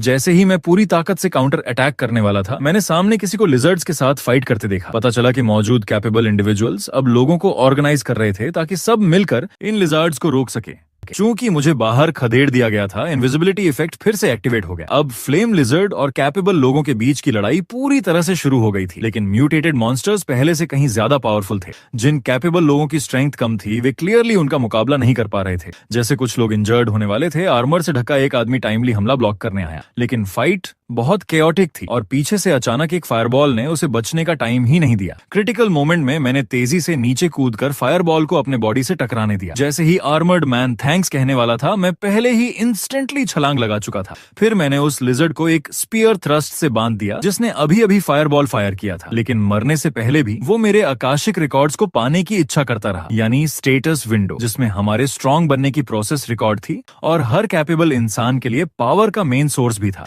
इस पर मैंने कोल्डली कहा, बल्कि तुम्हें मुझे अपने रिकॉर्ड सौंपने चाहिए। फ्लेम लिजर्ड को मारने के बाद मुझे 4,20,000 एक्सपीरियंस पॉइंट्स भी मिले। हालांकि अब कई लिजर्ड्स ने मुझे नोटिस कर लिया था और वो सभी अपने एवोल्यूशन को पूरा करने के लिए मुझे निगलना चाहते थे। ये पागल क्रीचर्स मुझे कुछ हैरान कर गए। क्या ये ओवरफ्लो की वजह से भी था, जिससे मॉन्स्टर्स सिर्फ रिकॉर्ड्स प्राप्त करने और इवोल्यूशन पर फोकस कर रहे थे? इस टाइम आर्मर्ड आदमी जल्दी से मेरे पास आकर थैंक्स बोलने आया। एक औरत की वॉइस सुनकर मैंने एक कूल पोज बनाया और उसे फ्यूचर में लड़ते समय अपनी पीठ का ध्यान रखने के लिए कहा। जिस बात ने मुझे सबसे ज्यादा खुश किया वो ये थी कि उसने सच में मेरी तारीफ की कि मैं हैंडसम हूँ। हालांकि लीसा ने कहा कि ऐसा इसलिए था क्योंकि वो मेरा चेहरा नहीं देख सकती थी। टाइम गुजरता गया और लिजर्ड्स के साथ हमारी फाइट जारी रही। मेरे पीछे अब सभी मॉन्स्टर्स के कॉर्पसेस थे। मेरा लेवल भी 44 तक पहुंच गया था, लेकिन ये लिजर्ड्स आते ही जा रहे थे, जिससे मैं थोड़ा टायर्ड हो गया। लीसा ने कहा कि हमें पहले लीडर को मारने की जरूरत है जो एनवायरमेंटल चेंजेस को डायरेक्ट कर रहा था। अगर हमने उस बॉस को नहीं मारा तो मॉन्स्टर्स आते रहेंगे। लेकिन शुरुआत से ही मैं कई लिजर्ड से घिरा हुआ था जो एक साथ हमला कर रहे थे, इसलिए मैं उससे दूर भी नहीं जा पा रहा था। ये फ्लेम लिजर्ड्स पागल डीमंस की तरह थे। हर एक मुझे ऐसे देख रहा था जैसे उन्हें कोई खजाना मिल गया हो। न सिर्फ वो बहुत ज्यादा थे, बल्कि उनका लगातार बड़बड़ाना भी मुझे डिस्टर्ब कर रहा था। जितनी जल्दी आगे बढ़ना पॉसिबल था, मेरी किलिंग और भी तेज हो गई। मैंने हर मॉन्स्टर को एक भाले की वार से खत्म किया और लोग मुझे एक वॉर गॉड की तरह देखते रहे। पास के एक आदमी ने हैरानी से आह भरी, क्योंकि उनमें से कई के लिए एक मॉन्स्टर से निपटना काफी मुश्किल था। उसी समय लिजर्ड्स के एक ग्रुप को मारने के बाद मैं तुरंत हवा में कूद गया। आगे मुझे केयरफुली ढूंढने की जरूरत थी कि लिजर्ड्स का लीडर कौन था। जल्द ही मैंने ब्लैक लीडर को कई लिजर्ड्स द्वारा प्रोटेक्टेड पाया। बिना किसी हेजिटेशन के मैंने अपने स्पीयर के साथ नीचे चार्ज किया। पावरफुल फोर्स ने सभी लीडर गार्ड्स को मार डाला और मैं लेवल 45 तक भी पहुंच गया। लेकिन ये लेवलिंग स्पीड अभी भी लीसा को लगता था कि बहुत स्लो थी। ठीक उसी वक्त एक बड़ा स्टोन पिलर अचानक मेरी ओर टूट कर आया। सौभाग्य से पास के आदमी ने तुरंत मुझे रिमाइंड किया और ये भी बताया कि स्टोन पिलर एक्सप्लोड होगा। जिस बात ने मुझे हैरान किया वो ये था कि ये आदमी मेरी ही भाषा बोलता था। उसके एक्सप्लोजन का जिक्र सुनकर मैं बिल्कुल भी परेशान नहीं हुआ। मैं मुड़ा और फ्लेम लिजर्ड की गर्दन पकड़कर उसे जोर से बाहर फेंक दिया। जैसे ही उस आदमी ने कहा, स्टोन पिलर सच में छूने पर एक्सप्लोड हो गया। इस वायलेंट तरीके ने उस आदमी के कंपेनियन को बहुत इंटरेस्टिंग लगा। फिर कई बिल्डिंग के टुकड़े मेरी ओर हमला करने लगे। ये सारे अटैक्स सभी अभी के लीडर से आ रहे थे। टुकड़ों से मैं आसानी से बच गया तो लिजर्ड लीडर ने अपने पैर से जोर से अटैक किया। अगले ही पल अर्थ स्पाइक्स तेजी से फैल गए। वो चाहता था कि मैं बैलेंस खो दूं, लेकिन ये साफ तौर पर नामुमकिन था, क्योंकि अनइवन अर्थ स्पाइक्स पर खड़े होने के बावजूद भी मैं अपना हमला पूरा कर सकता था। हालांकि ये अर्थ स्पाइक्स भी एक्सप्लोजन्स पैदा करते थे। सीन देखकर कई लोगों ने सोचा कि मैंने गड़बड़ कर दी है। उनकी बातें सुनकर मैंने तुरंत उन्हें चुप रहने बोला, क्योंकि मैं पहले से ही इसकी तैयारी कर चुका था। अब मैंने काफी खेल लिया था और सब कुछ खत्म करने का समय आ गया था। आगे मेरे नए हथियार की बारी थी। मेटल हार्ट्स द्वारा एनहांस्ड स्लिंगशॉट गन एक यूनिक ग्रेड बर्जरकर इंपैक्ट कोन बन गई थी। इसकी 4 सेटिंग्स थीं, जिनमें हाईएस्ट 4500 अटैक पॉइंट्स ऐड कर सकता था। इंप्रूव्ड होने के बाद इसके कई नुकसान कम हो गए थे। जैसे ही इंपैक्ट ने कोन लीडर को छुआ, मैंने तुरंत पावर को लेवल 4 पर बदल दिया। ये स्ट्राइक बहुत ज्यादा पावरफुल था। लिजर्ड लीडर की कठोर चमड़ी वाला कवच इस टेरिफाइंग पेनिट्रेटिंग पावर पावर को सहन नहीं कर पाया। इसके अलावा इस वार ने एक क्रिटिकल हिट भी दी और लिजर्ड लीडर तुरंत ही बीटन हो गया जब तक उसका पूरा शरीर खून से लथपथ नहीं हो गया। क्रिटिकल हिट से आई क्राइसिस को महसूस करते हुए बाकी फ्लेम लिजर्ड्स बचाव के लिए आना चाहती थीं, लेकिन उन्हें बाकी केपेबल लोगों ने रोक दिया। हालांकि वो लोग सिर्फ कुछ सेकंड तक ही उन्हें रोक पाए। जब मॉन्स्टर्स ने हमला जारी रखना चाहा तो उनका सामना एक चौड़ी और भारी तलवार से हुआ। ये एक ब्लैक लॉन्ग सोर्ड थी जिसे प्योर मेटल हार्ट्स और कई हाई ग्रेड मटेरियल्स से इटर्नल फ्लेम टेम्परिक के जरिए फोर्ज किया गया था। जैसे ही मैं उस तलवार की डोमिनेटिंग प्रेजेंस से खुश हो रहा था, पीछे से लिजर्ड लीडर बोला। उसने फिर वही बात दोहराई कि वो मेरे रिकॉर्ड्स चाहता है और ताकतवर ह्यूमंस को निगलना चाहता है। फिर उसने एक चीख निकाली और मैं अभी पलटकर उसे मारने ही वाला था कि उसने अचानक अपना स्किल एक्टिवेट किया। तभी जमीन से ढेर सारे पत्थर उठने लगे और आखिर में एक ऊंचा स्टोन माउंटेन बन गया। वहां मौजूद सब लोग हैरान रह गए क्योंकि उस लिजर्ड लीडर ने पूरा बैटलफील्ड उड़ाने की प्लान बना ली थी। अनगिनत पत्थर दरारों के साथ टूटकर नीचे गिरने लगे, लेकिन वो लीडर बहुत जल्दी खुश हो गया था। वो अब भी सोच रहा था कि इंसानों को बदलकर दुनिया में सबसे ज्यादा पावरफुल हो जाएगा। लेकिन अफसोस, अपनी बात पूरी करने से पहले ही मेरी मैसिव सोर्ड उसके ऊपर गिर चुकी थी। उसकी इमेजिनेशन के बारे में मैंने ठंडी आवाज में बस इतना कहा, सपने देखना बंद कर छिपकली की औलाद। उस लीडर को मारने के बाद आसपास का एनवायरनमेंट धीरे धीरे बदलने लगा, लेकिन उसने ज्यादा एक्सपीरियंस पॉइंट्स नहीं दिए। लिसा ने बताया कि म्यूटेटेड मॉन्स्टर्स उतने ही लेवल पर बस मजबूत होते हैं, उनसे ज्यादा एक्सपीरियंस पॉइंट नहीं मिलता। आखिरकार वो लीडर सिर्फ सेकंड टीयर का ही था। ये सुनकर मैं थोड़ा उदास तो हुआ, लेकिन कम से कम ये इवेंट खत्म हो गया। जब मैं नीचे आया तो सामने का नजारा चौंका देने वाला था। कई केपेबल लोग मुझे घेर चुके थे। उनमें से दो खास तौर पर बहुत एक्साइटेड लग रहे थे। एक लड़की ने कहा कि अगर मैं इंजर्ड हूं तो वो मेरी मदद कर सकती है। उस समय मैंने उन्हें देखकर गलती से सोच लिया कि ये दोनों लवर्स हैं। ये सोचते ही मेरा चेहरा बदल गया और लिसा ने कहा कि उसे मुझ में जेलसी महसूस हो रही है। जब मैंने जवाब दिया कि मैं इंजर्ड नहीं हूं तो मैंने उन्हें जल्दी से कहा कि बाकी बचे मॉन्स्टर्स को फिनिश करो और किसी को भागने मत दो। मेरे जाते हुए लुक को देखकर वो लड़की थोड़ी क्यूरियस हुई और बोली कि क्या मैं थर्ड क्लास जॉब चेंज करने वाला वॉरियर हूँ। समय धीरे धीरे बीतता गया और अब फ्लेम लिजर्ड्स को मारने की लड़ाई अंत के करीब थी, लेकिन उन्हें मारते वक्त मुझे अचानक पहले देखी गई मूवीज याद आ गईं। मैंने सोचा, अगर मैं इतनी मेहनत से लिजर्ड्स को मारूं और उनमें से कोई एक बचकर चुपचाप भाग निकले तो फिर वो इंतजार करेगा कि मैं सिटी छोड़ दूं और उसके बाद दोबारा तबाही मचाने लौट आएगा। ये सुनकर लिसा ने आंखें घुमाई और बोली कि मैंने कैसी मूवीज देखी हैं। उसने कहा कि ऐसी बातें रियलिटी में मेरे सामने होना नामुमकिन है।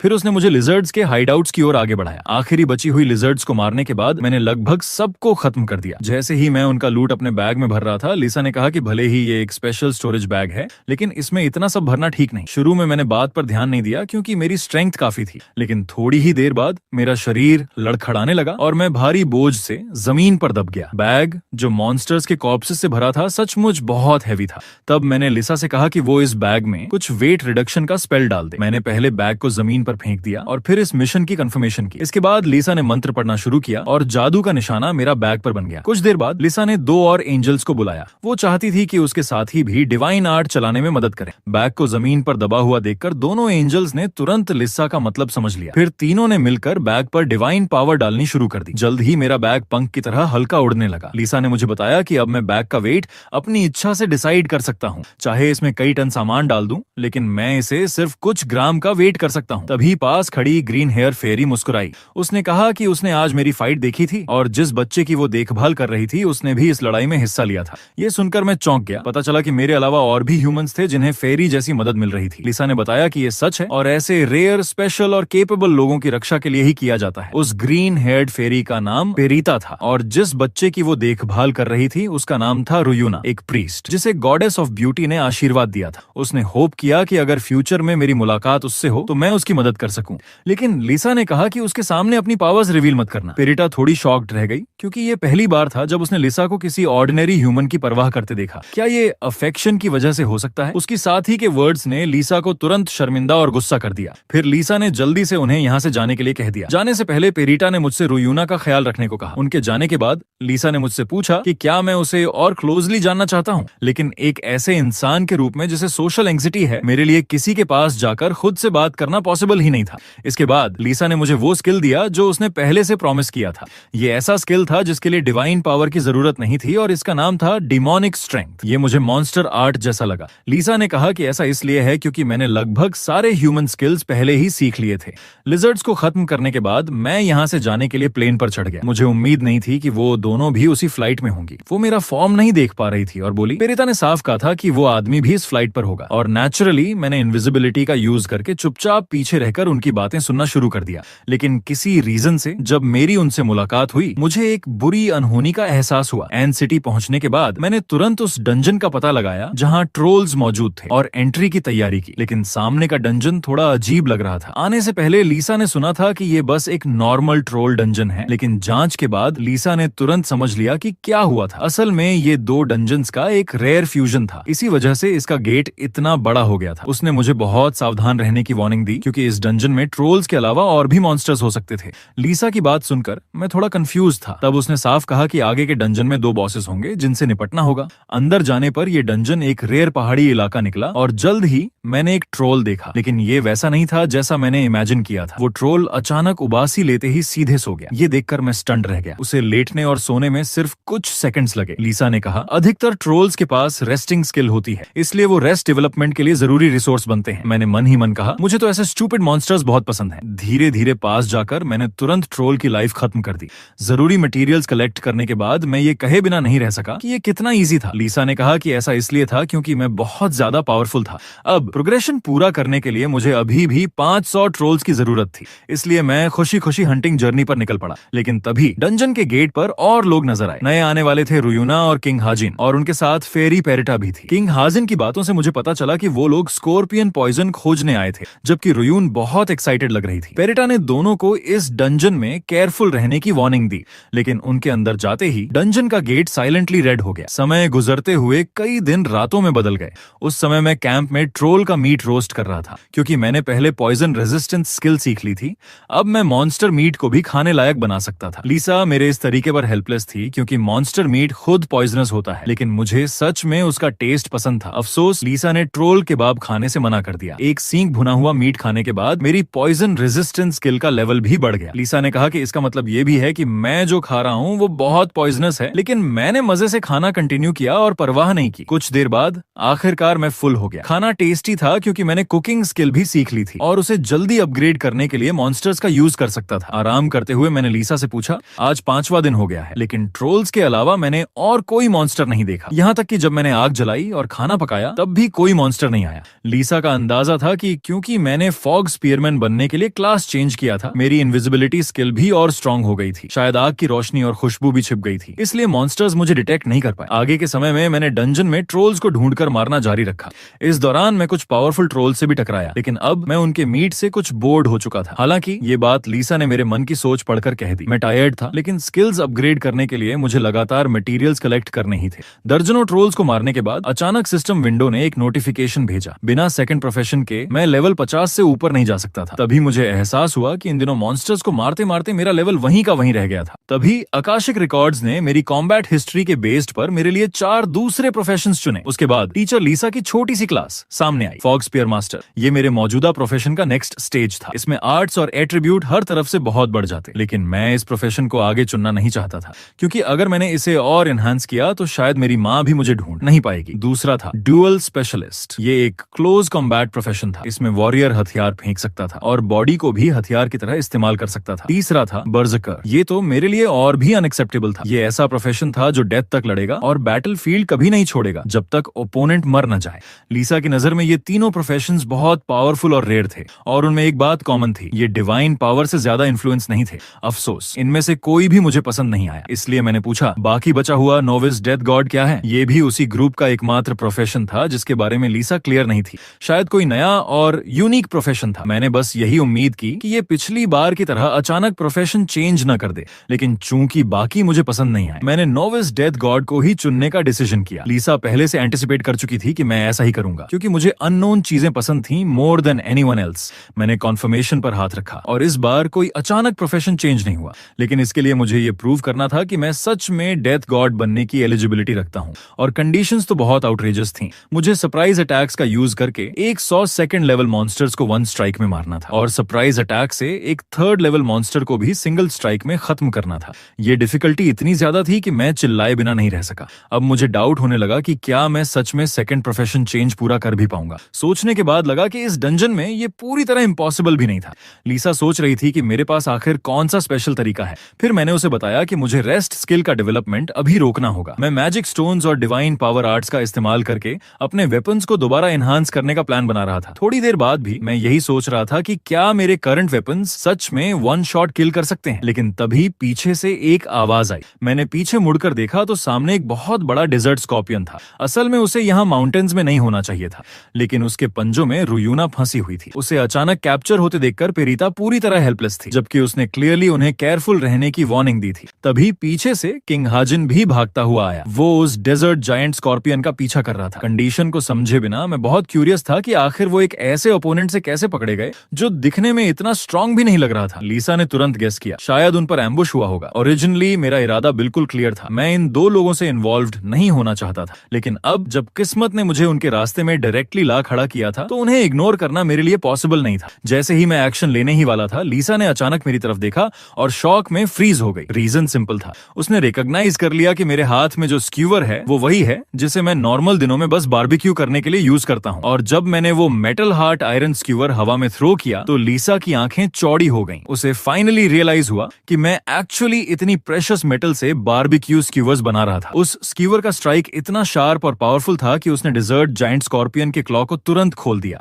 मैंने इंस्टेंटली मूव किया और रूना को पकड़ लिया, लेकिन अगले ही पल बिना हेजिटेशन के मैंने उसे बाहर की ओर फेंक दिया ताकि वो सेफ रहे। उसी समय किंग हाजिन, जिसने अभी तक रिएक्ट भी नहीं किया था, एक जोरदार अटैक से सीधे नॉक डाउन हो गया। मैंने तुरंत अपना बैकपैक खोला और एक और आयरन स्क्यूवर निकाला। फिर बिना टाइम वेस्ट किए मैं फुल स्पीड से डेजर्ट जायंट स्कॉर्पियन की तरफ चार्ज कर गया। उसके क्लोज पहुंचते ही मैंने स्क्यूवर को अपनी पूरी ताकत से थ्रो किया। अगले ही पल वो स्क्यूवर डेजर्ट जायंट स्कॉर्पियन के बॉडी को सीधे आर पार कर गया। बिना किसी रेजिस्टेंस के वो जायंट इंस्टेंटली गिर पड़ा। रीजन सिंपल था, इस बार मैंने क्रिटिकल हिट लैंड किया था। मेरी क्रिटिकल हिट स्किल लेवल 9 तक पहुंच चुकी थी और उसी की वजह से ये इंस्टेंट किल पॉसिबल हुआ। सिस्टम विंडो की डिंग साउंड सुनते ही मुझे पता चला कि ये स्कॉर्पियन एक्चुअली बहुत हाई लेवल का था। लीसा ने कामली समझाया, इसका लेवल इतना हाई इसलिए था क्योंकि इसका मेन अटैक पॉइजन है, बाकी एस्पेक्ट्स में ये कंपैरेटिवली वीक होता है। मैं पहले से ही ट्रोल मीट खाकर बोर्ड हो चुका था, इसलिए जब मैंने स्कॉर्पियन का बड़ा सा कॉर्प्स देखा तो मेरे दिमाग में फर्स्ट थॉट आया, इसे भी क्यों ना बारबेक्यू कर लिया जाए। दूसरी ओर रूना सेफ थी, लेकिन थोड़ी हिली हुई लग रही थी। वहीं किंग हाजिन अब भी बेहोश पड़ा था। जैसे ही रूना ने मेरी तरफ देखा, उसने रियलाइज किया कि उसे बचाने वाला मैं हूँ, लेकिन उसके लिप्स से निकला पहला शब्द था the dark night of the city. मैं इस सडन नए टाइटल पर थोड़ी देर के लिए फ्रीज सा हो गया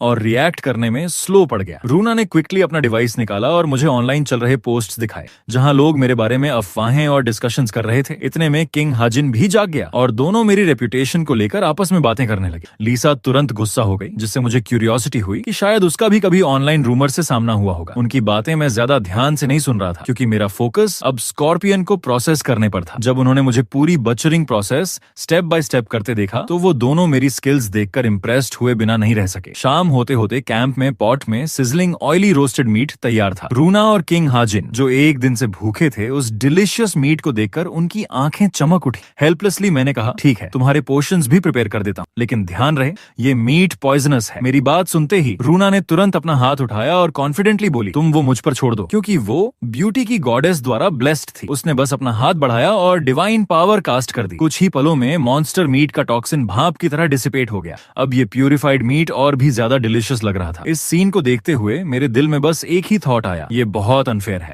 वो ऑलरेडी इतनी ब्यूटीफुल थी और ऊपर से उसके पास ऐसे एक्सेलेंट एबिलिटीज भी थी।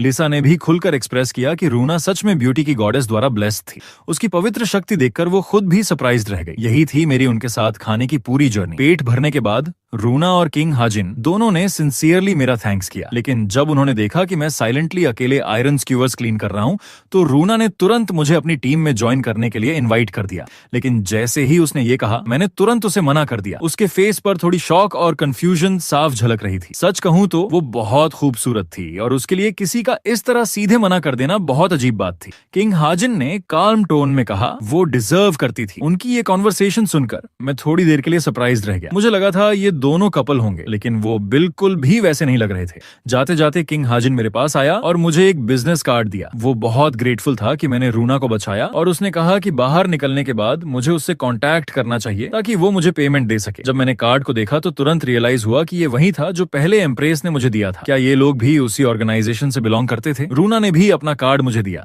और वो ये एक्सप्लेन करने ही वाली थी कि वो यहाँ क्यों आई है, लेकिन इससे पहले कि वो कुछ बोले, किंग हाजिन ने उसे क्विकली रोक दिया। अब मैं ऑलमोस्ट श्योर था था कि रूना, किंग हाजिन और एम्प्रेस तीनों एक ही ऑर्गेनाइजेशन से जुड़े थे। वो दोनों अभी ज्यादा दूर भी नहीं गए थे कि मैंने पूरे विश्वास के साथ कहा, मैं इन्हें इस डंजन में फिर से जरूर मिलूंगा। लिसा ने हैरानी से पूछा, तुम इतना श्योर कैसे हो सकते हो? मैंने डार्क टोन में जवाब दिया, क्योंकि मैं इनका पीछा करने वाला हूँ, वरना वो सारे स्कॉर्पियन सिर्फ मुझ पर ही क्यों हमला करते। सड़क पर चलते हुए रूना ने किंग हाजिन से थोड़ी शिकायत भरे अंदाज में कहा, अगर हमने उससे कॉन्वर्सेशन कंटिन्यू की होती तो शायद वो हमारी हेल्प कर देता। अगर हमने सिंपली उसे बता दिया होता कि हमें सिर्फ स्कॉर्पियन पॉइजन चाहिए और कुछ नहीं, तो वो शायद मान भी जाता। किंग हाजिन ने हेल्पलेस एक्सप्रेशन के साथ कहा, लेकिन अगर उसे खुद वही स्कॉर्पियन पॉइजन चाहिए होता तो? उनका ये रीजन इंफॉर्मेशन रिस्ट्रिक्शंस के अंदर आता था, इसलिए वो ज्यादा रिवील नहीं करना चाहते थे। लेकिन उन्हें ये नहीं पता था कि मैं पहले से ही उनकी हर बात सुन रहा था, क्योंकि मैं उन्हें चुपचाप फॉलो कर रहा था। ऑल द वे उनका पीछा करते करते मुझे फाइनली समझ आया कि उनका एक्चुअल मिशन डेजर्ट स्कॉर्पियंस को कैप्चर करना था।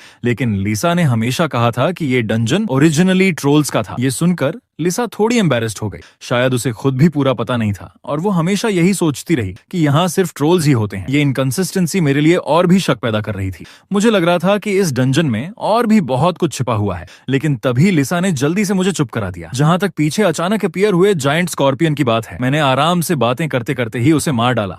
लेकिन एक चीज ने मुझे कंफ्यूज किया, अगर रूना के पास गार्डियन एंजल था तो फिर वो अभी अभी एम्बुश कैसे हो गई? लिसा ने काल्मली समझाया, एंगल की पावर पृथ्वी पर रिस्ट्रिक्टेड है। गार्डियन एंगल्स ह्यूमन लाइफ और डेथ में ज्यादा इंटरफियर नहीं कर सकते। ये सुनकर मैंने छेड़ते हुए लिसा से कहा, तो फिर तुम भी बेकार हो, है ना? इस बात पर वो तुरंत गुस्से में आ गई, क्योंकि उसने अब तक मेरी बहुत मदद की थी। काफी देर सर्च करने के बाद भी रूना और किंग हाजिन अपना टारगेट नहीं ढूंढ पाए। असल में वो डेजर्ट स्कॉर्पियंस के बीच एक स्पेशल किंग की तलाश कर रहे थे, द जेंटल डेथ हंटर। मैंने काल्मली आगे इशारा करते हुए पूछा, वो डेथ हंटर है ना? नाम से ही बहुत पावरफुल लग रहा है। लिसा भी मेरी बात सुनकर चौंक गई। उसी समय किंग हाजिन और रूना के पीछे से एक बहुत बड़ा स्कॉर्पियन अचानक अपीयर हुआ। किंग हाजिन डर के मारे पीछे हट गया, जबकि रूना ने आह भरते हुए कहा, ये सच में बहुत बड़ा है। इस पॉइंट पर किंग हाजिन ने जल्दी से अपना इक्विपमेंट निकाला और रूना से एनर्जी सपोर्ट मांगा। रूना ने इंस्टेंटली ब्लेसिंग मैजिक एक्टिवेट कर दी। अब किंग हाजिन को फुल एट्रीब्यूट एनहांसमेंट मिल चुका था। उसने बिना देर किए जायंट डेथ हंटर की तरफ चार्ज कर दिया। होली नाइट और हीलर का ये कॉम्बिनेशन देखने में स्ट्रॉन्ग लग रहा था।